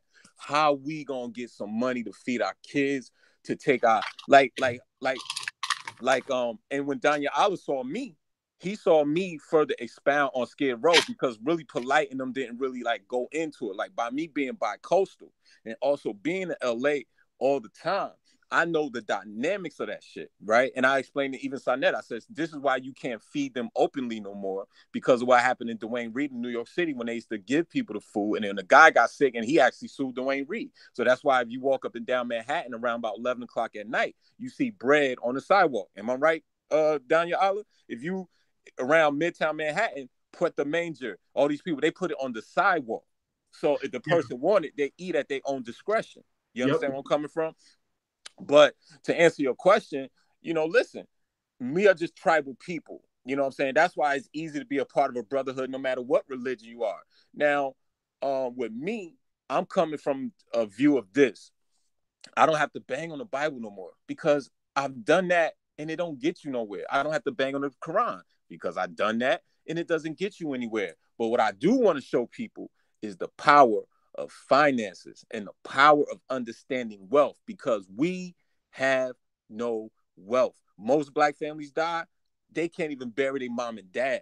You know, I was lucky. I was super lucky and fortunate to have 2 working parents and a nuclear family. That does not really exist, right? And people are more into their deities than understanding that we have to invest in the here now instead of the afterlife, because the afterlife we don't know until you go. Now that's a fact. Everything else is faith. You know what I'm saying? But to answer your question, I mean, listen, you have so many different opinions on Africa, right? Like, how do we know we from Africa? Blah, blah, blah, blah. Now you got the Aboriginals. Now you have this one and that one. The bottom line is none of that is getting us out of the predicament we in as far as being a permanent underclass. And that's just a fact. No, it ain't. And let me say this, bro, because I ain't got that much time. You know, I appreciate you coming on. And as a matter of fact, maybe you could come on over to my channel, or you could, Danyaahla probably invite you back to Maccabees TV. It's a good platform. Listen, Danyaahla, we got to work out, bro. Anytime. Yeah, and maybe you could come on over to Hebrews in the Hood. That's with a Z after Hebrew, not an S. I see it on your joint. I see it on your icon. Yeah, and we can chop it up on that level, because so this is not this already doesn't apply to you, because you are genuine, and that's something that, see, I'm versatile like that, because I'm a comedian the activists first. You Right, feel me? right. We You brothers know what I'm first. saying? You know what I'm saying? Yeah, I'm anti-gang violence activist. You know what Man, I'm that's saying? beautiful. Another community center soon with the blessings of the Most High, if that's His will, right? And so that's my thing first. So my thing is when I use the scriptures, make them practical. You know what I'm saying? I make them tangible. It's not about me beating you up about my belief. Right. Like if I didn't tell you it came from the Bible, a lot of people wouldn't even know. Right. You know, it's when I get dogmatic and I say scripture and verse. You feel me? Because I'm trained like that. But my whole thing is, you know, I asked cats like, I ain't gonna even name them no more, but the cat from House of Consciousness, I asked them about 6-7 years ago, I believe it was, can they find me one ancient African atheist civilization? They never could, and I'm not talking about just the word atheos against Greek God or something like that. I'm talking about that had no type of spiritual system. Right. You're not gonna find it. That's a European birth defect, in my opinion. And that's not anything about them. That's just something you just start seeing this rise of Black atheism. Look, you don't have to believe in the Abrahamic faith to have enough sense or you know, to say that there's a spiritual realm or even something that you don't understand and you respect that. You see what I'm saying? I'm not that pompous or tight to not understand that there's things outside of the realm of those that believe in the Abrahamic traditions. You feel me? Right. So that's not even a problem. But I'm still waiting on somebody to show me an ancient, quote unquote, African or Afro-Asiatic or Black civilization that absolutely thought it was nothing on the other side. Right. Well, I would say this for another 100 years. Not to cut you off. I am a proud card-carrying member of the atheist mindset. Now, let me explain why. At the end of the day, I looked at things from when I used to be a staunch Christian, and I'm one of the few Christians because, you know, 90% of Christians never read the Bible. That's why they can go to a church and listen. That's a fact. Listen to the same recited loop, which is He hears you, He's coming, He knows your pain, He hears you, He's coming. You understand? And once again, what you have to understand is the hierarchy that any religion gives to people, because what happens is their leader looks successful. He looks clean. He's landing on church in a helicopter. You understand where I'm coming from? Then it's like, well, if God could do it for him, He could do it for me. And then one of my favorite scenes of one of my favorite movies, Car Wash, remember Daddy Rich? And the guy was shining his shoes and Richard Pryor was Daddy Rich. And Richard Pryor said, y'all got to believe in something. Y'all might as well believe in me. You heard what the guy said, answer, Lord, because the mindset. See, me, I stopped looking at things from what's outside of me rather than looking what's within me, because logically, this is just from me, brothers.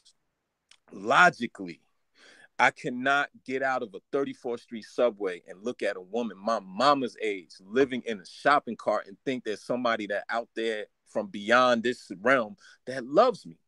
Because when I go everywhere around the world, I notice, one, America is totally, honestly, America's in total decline, which people don't understand because they haven't really left America. But if you go to Amsterdam, if you go to Paris, matter of fact, there's a study that shows the poverty over there is way better than our poverty over here. Like, think about it. In Laos, Cali, Alabama, we got Black people with hookworms, bro. 18 hookworms. But what I'm telling you is that when you go around the world, when you go to Hong Kong, you go to and you see how these people just live life. They don't live with a spirit, with a God type shackles on them. Because to me, it's just quality of life. You go all over Italy. I don't care what chapel or in Italian Pedrinos and basilicas. All of them people, those is works of art to them. And Leah, you know what? I'm gonna give you an olive branch. Some of them joints do have Black popes inside of it, which a lot of people don't know, right? But at the end of the day, all these other places are just living in this life, and it's a little bit more balanced. They use, like you say, the practical laws. I don't need to read the Bible another day in my life. I don't need to read the Quran,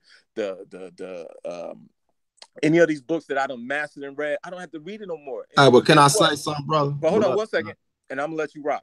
But the thing is with me, brothers, is that I wake up every day and I don't have to look at nobody to know not to sleep with Danyaahla's wife, not to sleep with Mikha'el's wife. I don't need, look, there's videos on my Facebook of me in Manhattan feeding the less, I hate to call them homeless, because if we didn't have a roof, we're still, you know what I'm saying? But I call them displaced, feeding them with my own money. You understand where I'm coming from?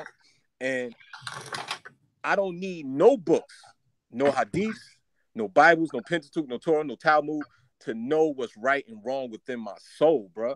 You know what I'm saying? And we black first. And if I'm in Chicago and if I saw you, like, bro, you hungry?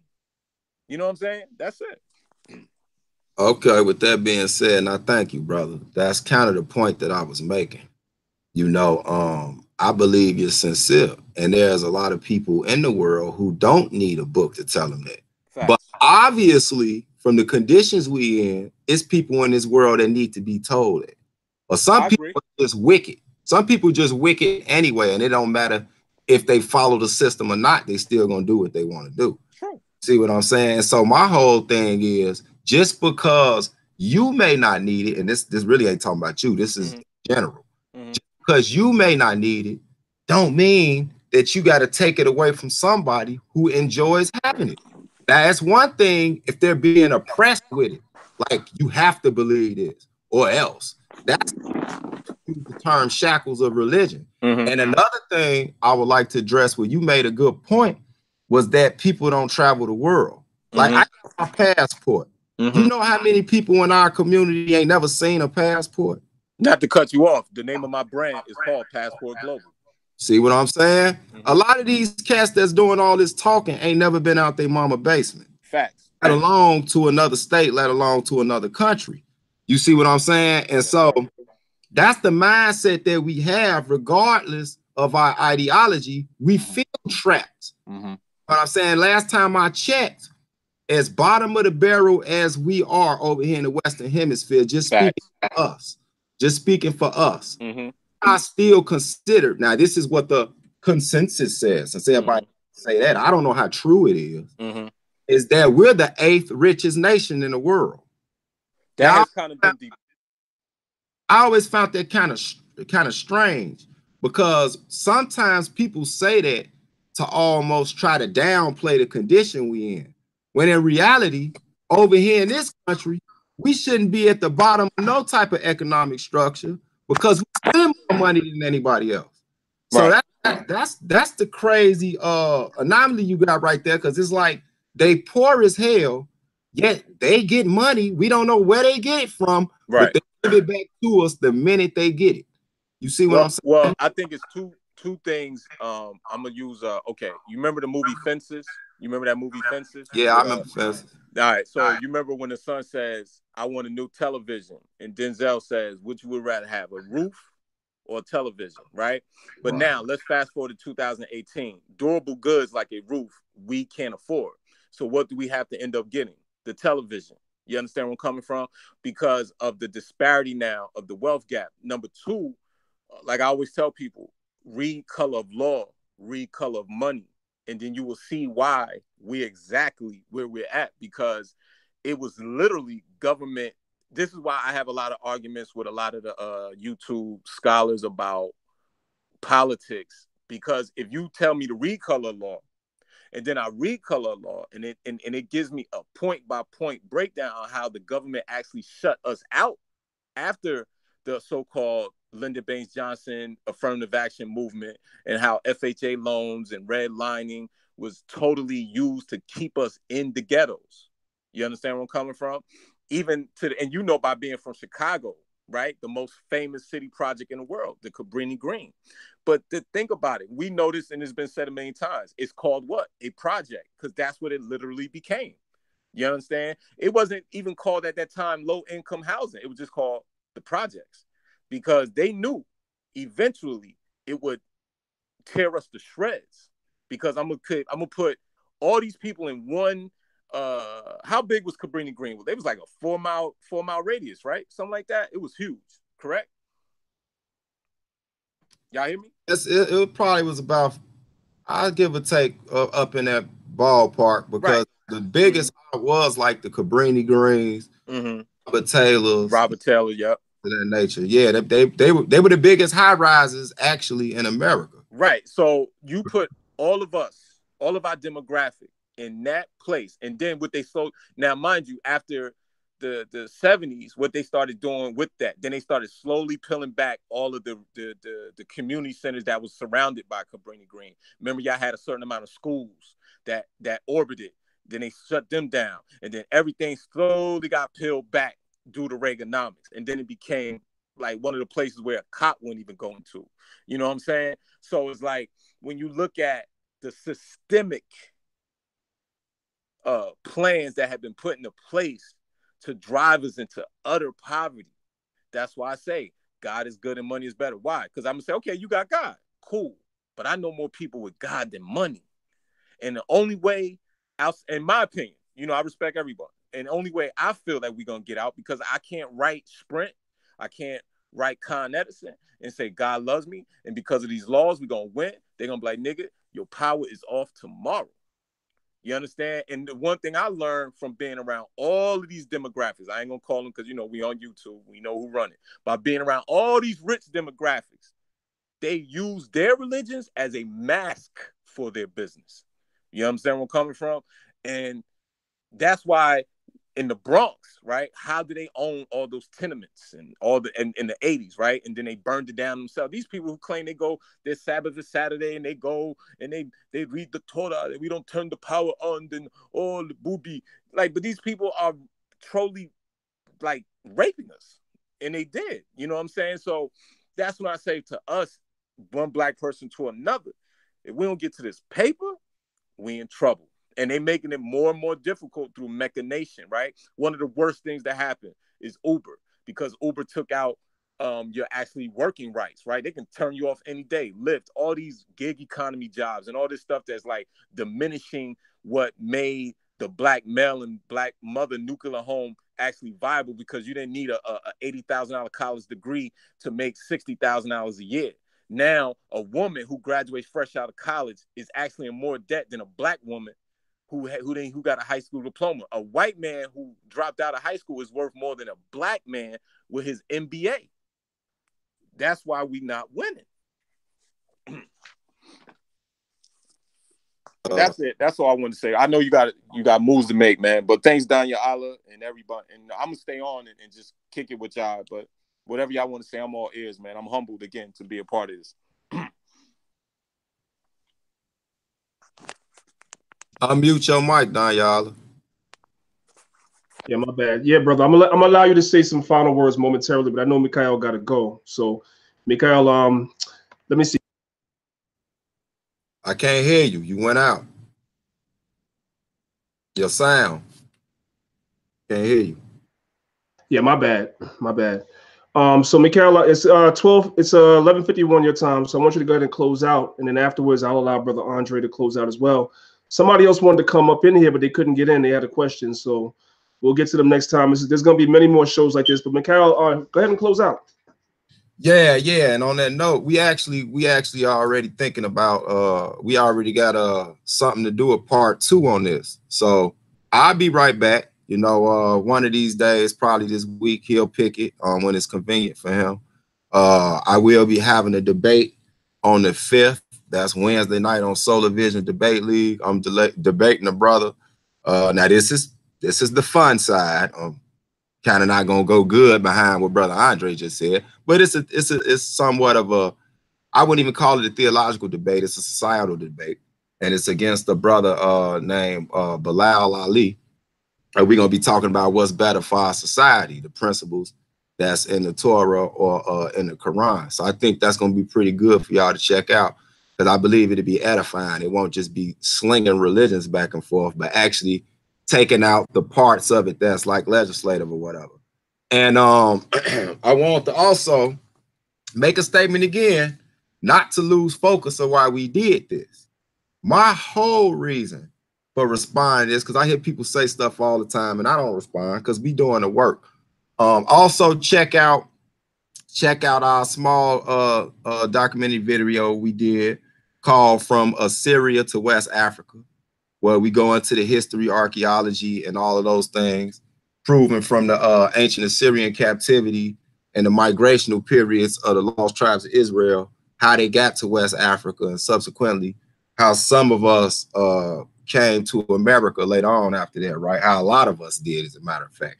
And so I also like to bring up, I like to let some of the sisters know in the Hebrew community, it's a YouTube channel called Sister for Sisters, and it's spelled sister, S-I-S-T-A-H, number 4, sisters with an S at the end. Check that out. That's for the sisters, man, to get on there and break bread.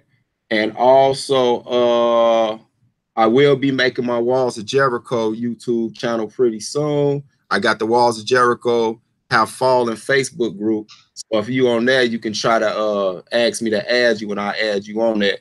And I just want to say this, and pardon, right? When you look over there, one of my reasons I was talking to, making a message to Sinetta, because I mean, the brother just jumped out the building on me. He got in his feelings, and I understood why. Because anybody that know me know I'm a thoroughbred cat, and I care about my people first. So after you just start seeing stuff over and over and over again, I mean, I listened to Connie-san because of Sinetta. He put me up on that brother Connie-san out of, you know, you heard him out of Ohio. Yeah, he's not. Yeah, that cat is tight, right? But I just can't sit back and just see somebody just basically just drop all their self-respect, man. And it's obvious in front of everybody. And if you look over there, you start to see why people like Seti, Young Pharaoh, and Shaka and all them is left. And I'm not hyping none of them up. But at the same time, like the only one I see left over there, I can't say only one, but the one that's promoted the most, who truly seems to believe in what he's saying. And I do mean believe, because everybody believes in something. You know what I'm saying? Even if you talk of evolution and all that, you ain't really got the proof you saying you got, but you believe it's more proof. And y'all need to check out something called scientism. Not Scientology, scientism. It will blow y'all mind on the agenda that's going on. And unfortunately, it's jumped into the black community. And I truly believe it got something to do with the rise of the Hebrew Israelite movement. The last one left over there is Jabari. So it's only a matter of time before he leaves. You know what I'm saying? These are the type of things we can just see. You see what I'm saying? And they come to pass because people are not changing their behavior. It's only going in decline. And so, like I said, I better not see, which I know we gonna see it. You know it's coming, Danyaahla. Either tomorrow morning or tonight, them over there in Stagger Squad is gonna be making a video crying about this. You know what I'm saying? And I already know what they're gonna do. They're gonna make a video crying about this, but the chump had all day to get on here. And like this brother Andre got on here, he stood his guns. He believed. He gave us the premise on why he say economics basically over God or whatever. You see what I'm saying? And it ain't no mud slinging. It ain't no nigga talk on here, nothing like that. He don't hire the man onions to do that. He just like to go on there and act like he all this and all that. But if shown that the brother don't have no principle to stand on, is he into Vodun? Is he into what's the other one, man? Eurisha? Yeah. Ephi and any of that. I mean, because you got cats just got through celebrating Thanksgiving. They cats say he had just ate a black Jamaican pie and all that. And he like, man, you know, that's my family. You know, I went over there to eat. That's like me saying, I'm not gay, but I just went to this gay club because some of my people was there. Come on, man. They phony with that kind of stuff. So like I'm saying, man, we gonna do this again. The part 2 is gonna be more with bringing the scholastic stuff to show them why they can't stand with us, so they hate. Absolutely, Mikha'el. Well, listen, I appreciate you taking time out your schedule to come on the show this morning. I know we were supposed to do it yesterday, but it didn't work out that way. But I appreciate you coming on and you know, giving the people your time and your perspective. And we're definitely going to do a part 2 for sure. You know what I'm saying? So with that being said, brother, you know, whenever you're ready to hop off, you can go ahead and hop off. I'm going to give the brother Andre a chance to close out. And I do have a question for him, not really related to the conversation, but since he's into the whole economic thing, I just want his opinion on something real quick before we go. So I'm gonna let him rock out a little bit. And brother, whenever you have to jump off, just call me later, and we'll try to set something else up, King. All right? Yeah, man. Shalom to the whole house of Israel. Everybody watching. Check out Hebrews in the Hood channel. And with that, peace. Please, yeah, family, make sure Y'all subscribe. Now I see the brother that came on, and you about to be out of here. Yisha Moore, is that you? Yeah, it's me, King. Peace. Shalom. All right, now this guy got like 2 minutes. Mikha'el got 2 minutes. Oh, he hopped off because he had to go. He said he had to go off at 12 o'clock.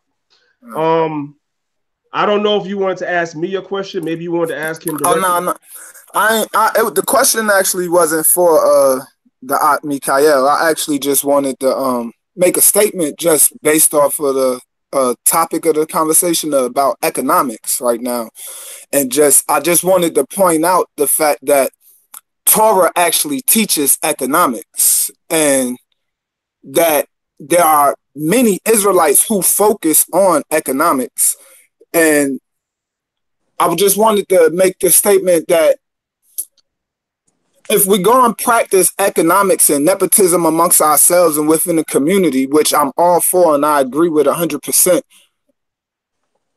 there has to still be some code of ethics that we follow. But although certain principles should be ingrained in us morally, all of us don't have certain moral standards. So for somebody who doesn't have a source to pull from when it comes to ethics, they might begin to practice bad economic practices amongst ourselves, and then there has to be some type of punishment for those individuals. So I just wanted to... That's a great question. So we have the brother Andre on here. So let's see what he has to say about that. So all right. Andre, peace to you, bro. What's your name again, Sam? Yeshua. Yesha. All right. Yes. I'm gonna make sure I do. Yesha. Yesha. Yesha. Oh, my bad. So Yesha. Peace, bro. Peace, yeah. Gang. Peace.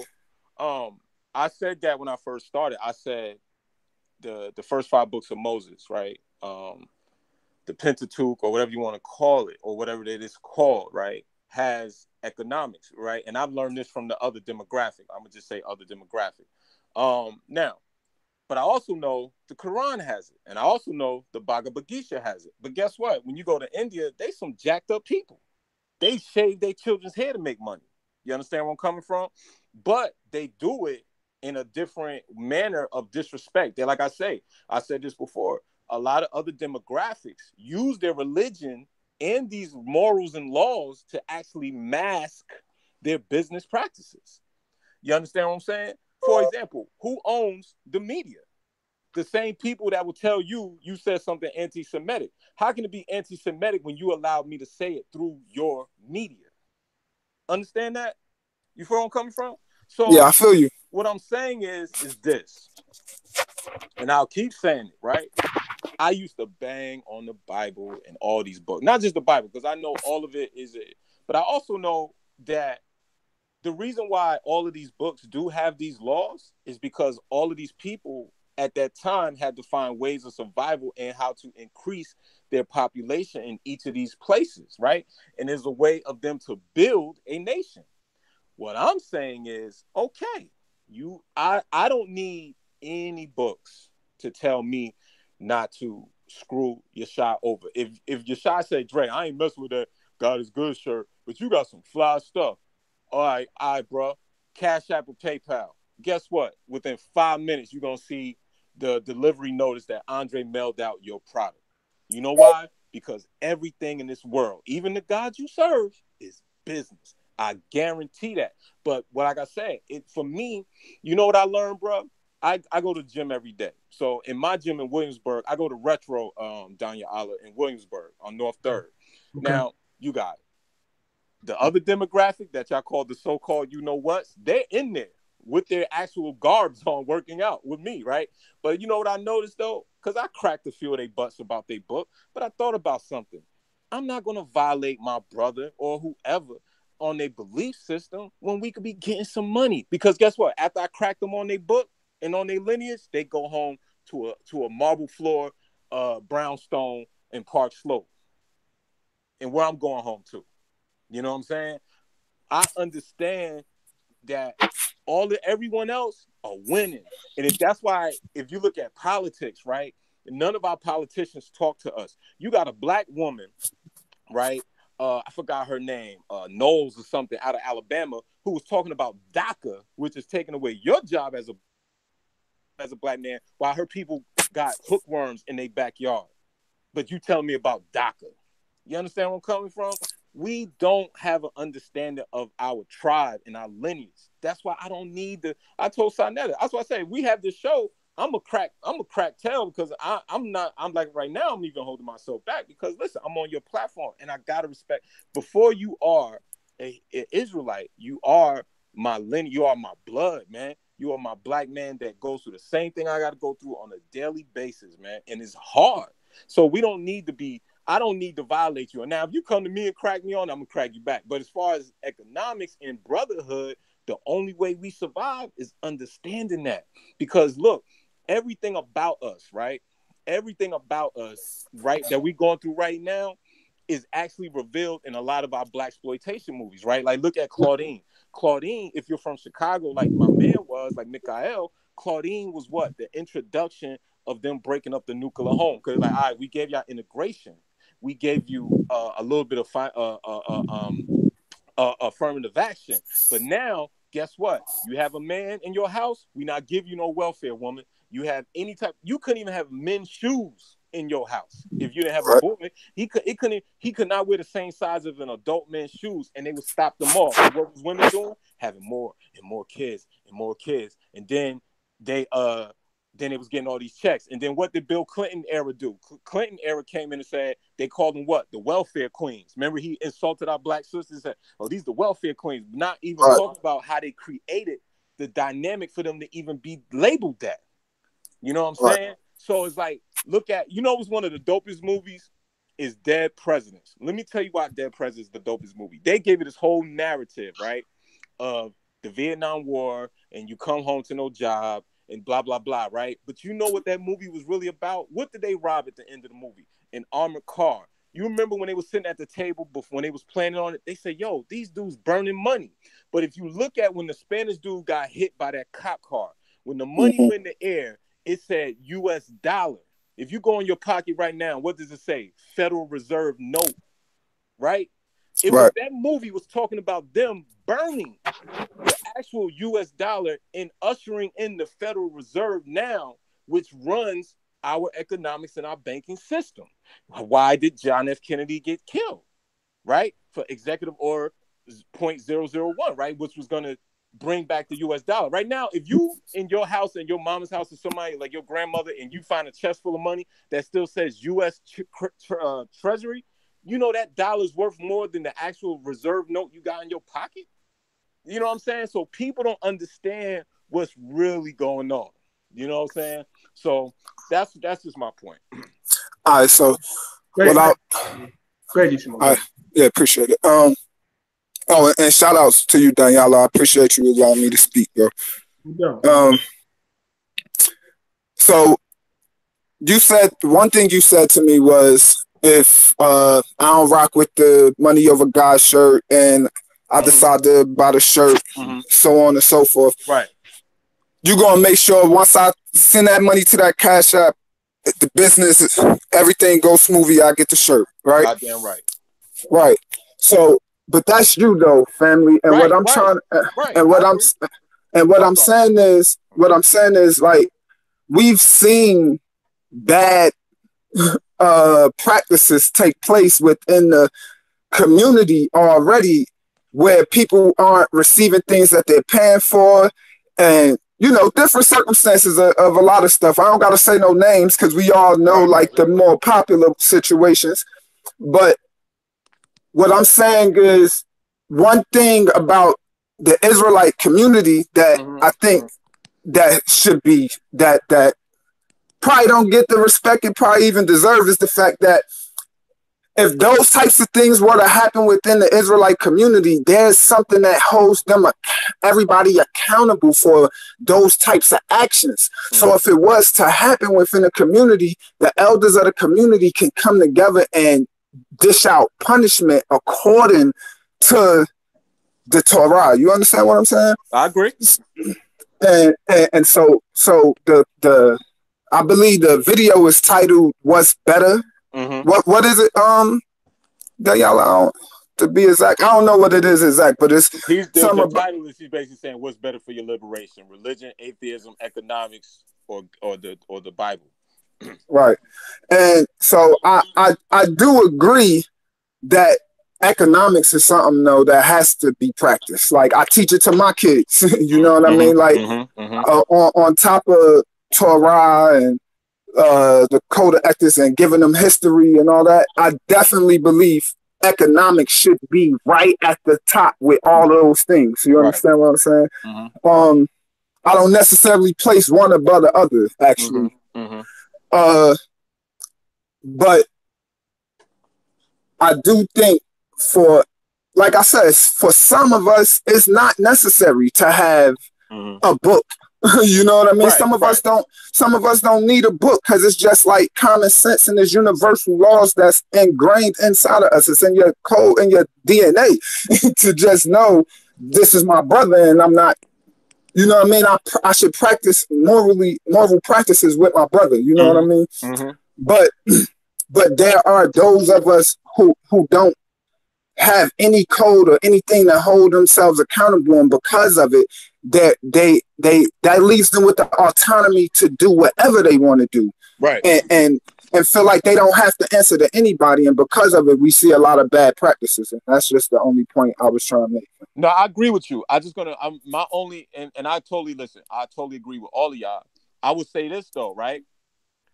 Do you see why? Like I told Sarnetta when he interviewed me about 3 weeks ago, I said, Sarnetta, if we had finances and resources, right? Would we look? If me and you were walking down the street, right? Let me show you my point, and you're gonna understand exactly what I'm saying. You feel me? Okay. I said, remember, I always said I don't need these books. I don't need none of this stuff, right? But I also said I was fortunate to have the nuclear home of a mom and dad who didn't use drugs, who didn't drink. My mom went to work. My dad went to work. I seen them, you know what I'm saying? And they took me to church, they took me to church, blah, blah, blah. But this is my point.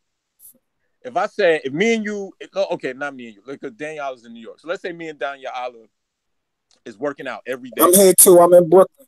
Oh, you're in Brooklyn. All right, perfect. Yeah. So you know where Retro in Williamsburg. Williamsburg, Let's say me and you was at Retro, right? Every day, right? And then every day either I gave you something to eat or you gave me something to eat, right? But let's say we both fell on super hard times, right? And we ain't eat in 2 weeks. And somebody at Retro put one slice of pizza on that goddamn table. We might bump our heads trying to get to that slice, right? Because with lack of resources is what makes us like animals. You understand? It brings out your animalistic. This was where the term survivor mode come from, right? Even like, remember the show Survivor? It's like, how do you make, you know what's crazy, bro?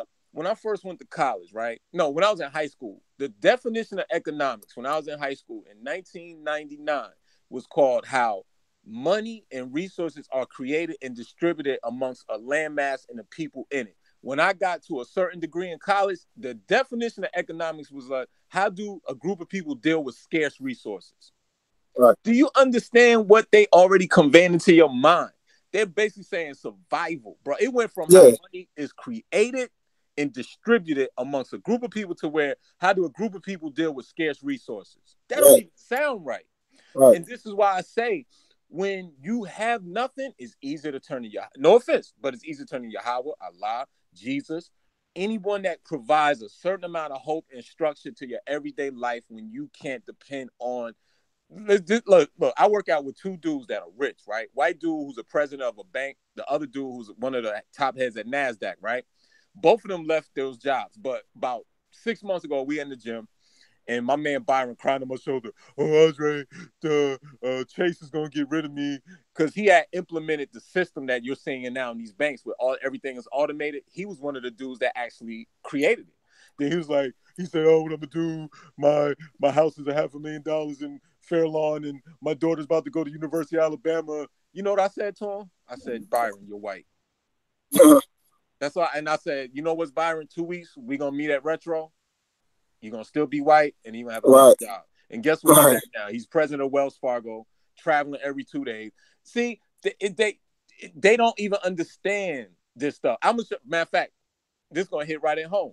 by me being a designer, sometimes I can't go back and forth to Hong Kong, right? Especially because my father recently passed a year ago, and I was changing his diaper, feeding him every day. But condolences, bro. Man, I appreciate it. But right, so I had bought an embroidery machine for so when I can't make certain timelines with the factories, boom, I know I got a certain amount of product, right? You know what my man Mark said? He said, well, our friend, he looked at Byron, our friend got an embroidery machine. Do you want to lease his? I said, Mark, I just bought one. Yeah, but maybe, I said, Mark, see, I took him to the side. I said, Mark, I understand. That's wealth. That's how wealth thinks. Right. I'm not going to let this black man own his own machine. You know what I'm saying? Right. And it's like, it's just the dynamics of it. And like I said, it took me to get rid of a lot of things to even step forward and understand the big picture. See, we could talk about certain people. I on one hand, I don't think Garfield is a scammer at all. I think now, do I think he becomes I don't want to say arrogant. I think because I used to be like that. Like, because I know all that stuff.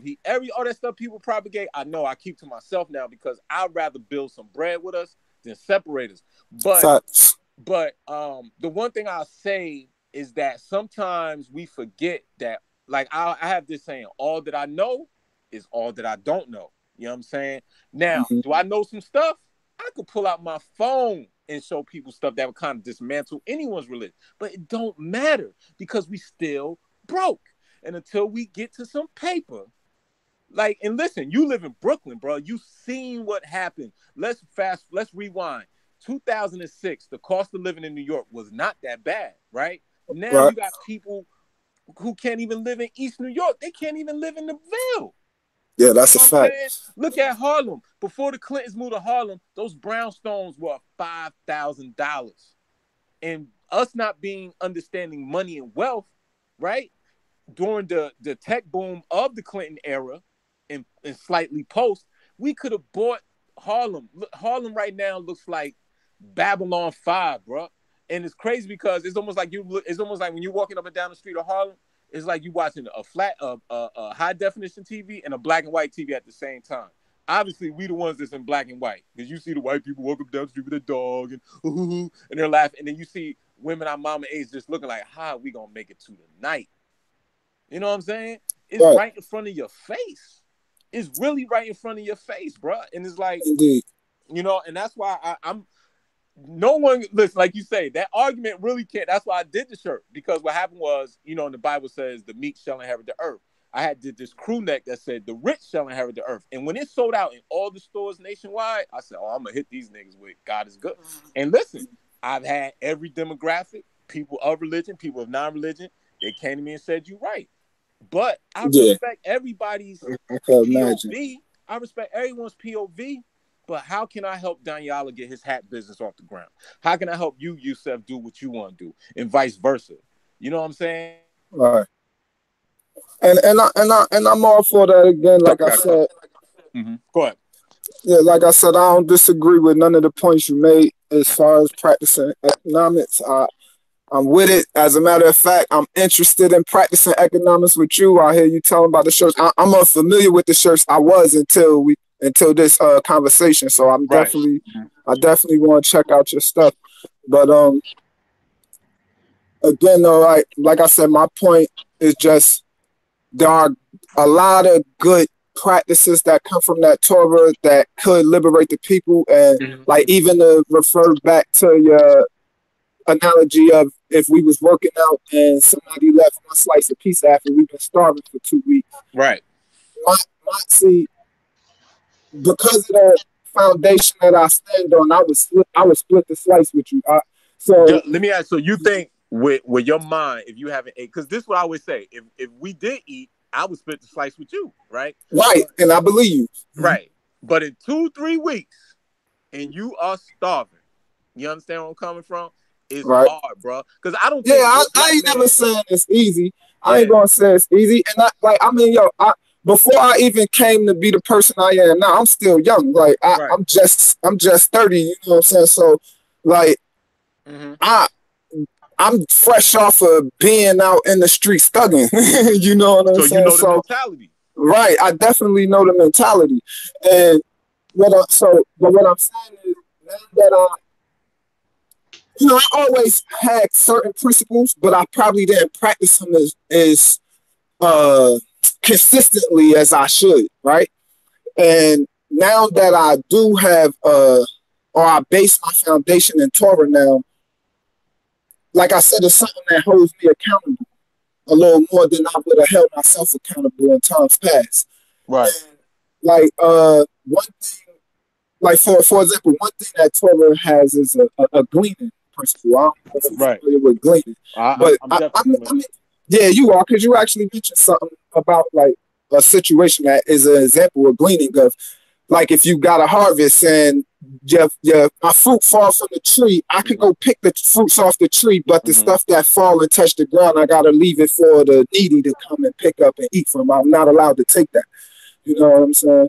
So, but that's just one of the many examples and principles of not just economics, but brotherly love too. You know what I'm saying? That the Torah teaches, and that was just my point, because we was just saying what the topic was, what's best for our liberation. So I'm gonna always have to, you know, bring out those and highlight those things about the Torah, because it's what helped liberate me. So that's all. That's why. Man, hey, listen, let me if it makes you a better man, to anyone in the chat, or you know, whatever it makes you a better man, I'm all for.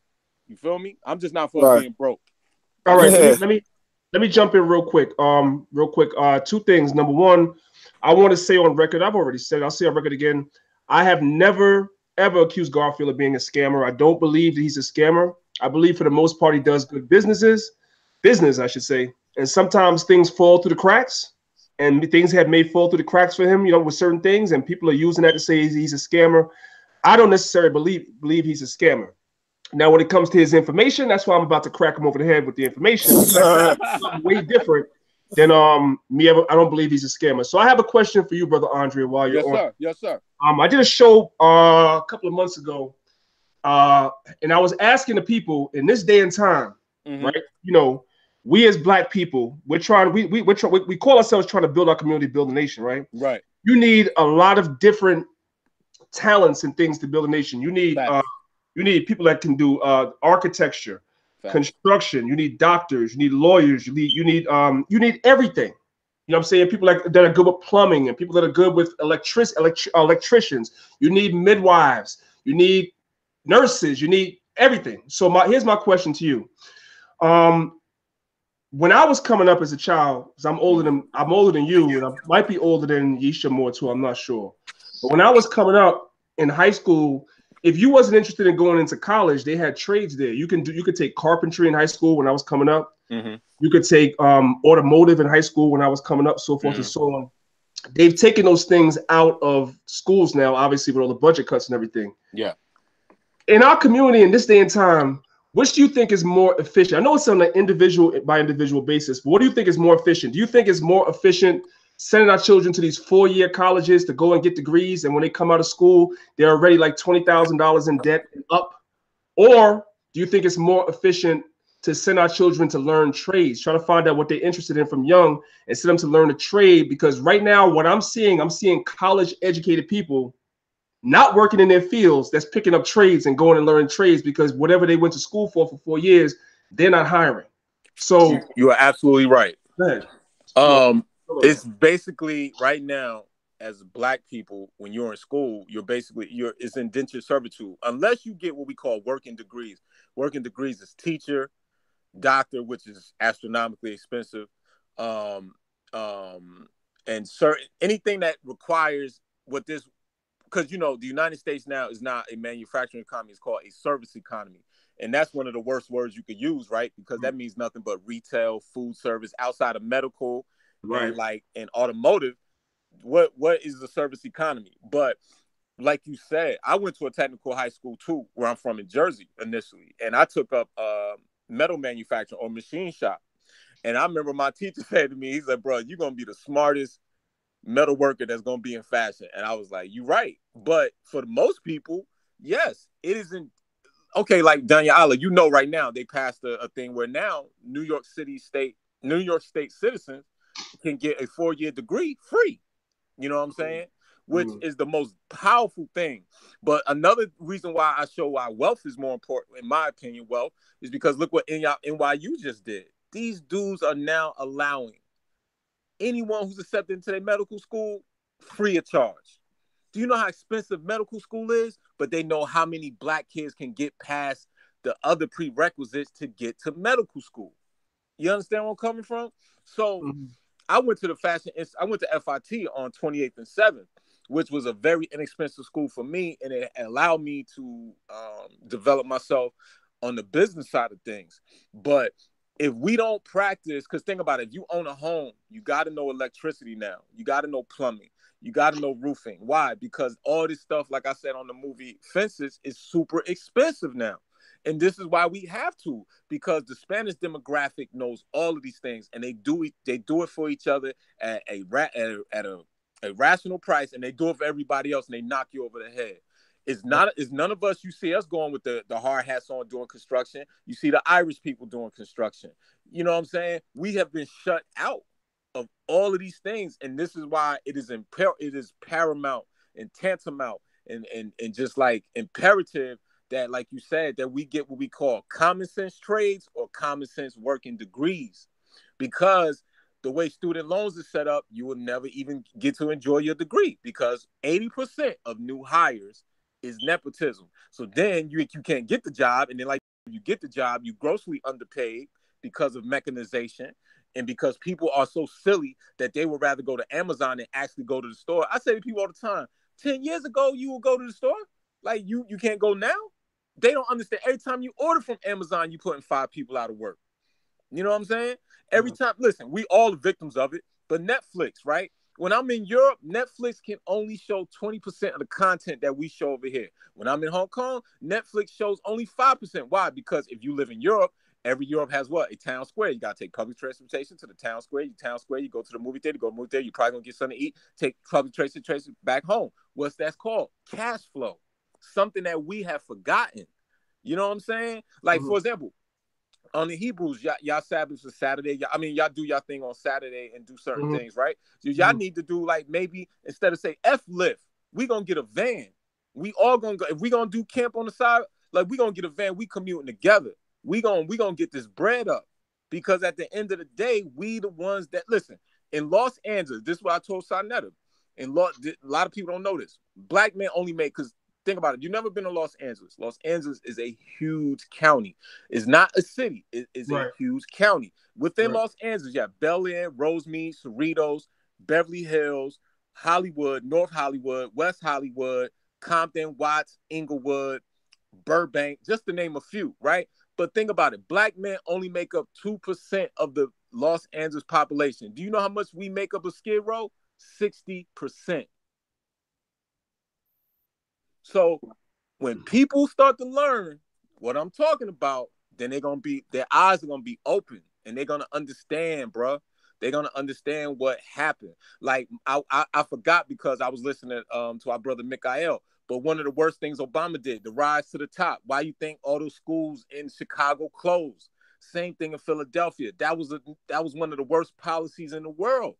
And this is all under Obama. People got pictures of Obama next to their Jesus and the fork on the wall in their house. They silly. This man didn't even like black people. And that's a fact. There's some great books you can read. Obama, the Rising Star. Y'all would never look at him the same. And this is somebody who lived with, like, who really knew him. Like, broke that shit down. You know what I'm saying? He was not, listen, he inherited $500,000 from his grandmother. What did he know about being broke? Nothing. You know what I'm saying? Chicago was a choice for him. He was first of all, he was a legacy student. That's how he got into Harvard Law, because his father was there. Like, people don't understand what's going on, man. And that's why you said, like you said, bro, the trade and the common sense working degrees is what we need to survive. Because obviously we have no black people in the position of harvest. And as soon as a black person get money, like that joke I told Sarnetta, they tell you to get a job. They ain't gonna try to help you out. That's why I had to turn off. I stopped watching sports. I stopped watching celebrities, because none of these niggas is where we need them to be, giving us some bread, bro. I was in the Rockefeller camp. I was in this music thing. I know all these dudes, and none of them has done nothing for us, B. That's why I love Dame. They they made Dame look like he was crazy. Tell me that 444 album wasn't what Dame was saying in 2003. He said in 03. And now people singing 444 like Jay came up with it. No, that was Dame's talk. Now where Dame at? An outcast somewhere. You know what I'm saying? It's crazy. Right. All right, King. Well, listen, man, I'm about to have to shut it down and get out of here. So I want you to, you know what I'm saying, if you have any last words you want to say, and then Brother Yeshamor, I'll let you have the last words as well. So go ahead, Brother Andre. I just want to say peace to all of y'all and everybody in the chat that's saying I'm going to hell and I'm a sinner. I love it. I love y'all anyway. You know, if y'all follow me at Patrick Passport 15, Patrick Passport 15. Listen, I'm not running from none of y'all, and I told Danyaahla, I said I'm gonna be respectful, and Danyaahla can bear witness that I was respectful. And I'm not gonna argue the Bible unless someone argues the Bible with me. I'm gonna say we black first. Let's get some money first, and I love all of y'all. Listen, y'all fringes and anything you wearing, I see right under. I see a black man trying to make it in the wilderness of America, and that's it. And I love all of y'all, bro. Period. That's what it do, man. Appreciate you. Thanks for coming on and taking time out your day to come and holler at us. We definitely going to do this again and have you back on, man, and we can definitely get into some more conversations about economics because it is important. You have a lot of knowledge, and there's a lot of things that we know over on this side that you can teach us about economics, regardless of whether we have a doctrinal disagreement or not. So I appreciate you on that, King. Go ahead, Yeshamor. You can close it out. No, I just want to say peace and shalom to the family. I appreciate the opportunity to speak again, Priest Danyaahla. To the brother Andre, I want to say peace to you, and I appreciate everything that you brought to the conversation today, bro. And I definitely look forward. Yeah, love back, bro. I love you too. I definitely look forward to building some more in the future with you, bro. So yeah, and Danyaahla, email me, man. I want to work out with you, bro. You know what I'm saying? You got it, King. You got it. I got your email, so we're gonna get that in for sure. Yeah. All right, bro. Shalom, family. Shalom, y'all, shalom, family. Yo, family, thank y'all for watching today, man. I'm about to be out of here. I appreciate all my guests coming on, and I'll be back real soon with some more content for y'all. I see. Oh, and one last thing.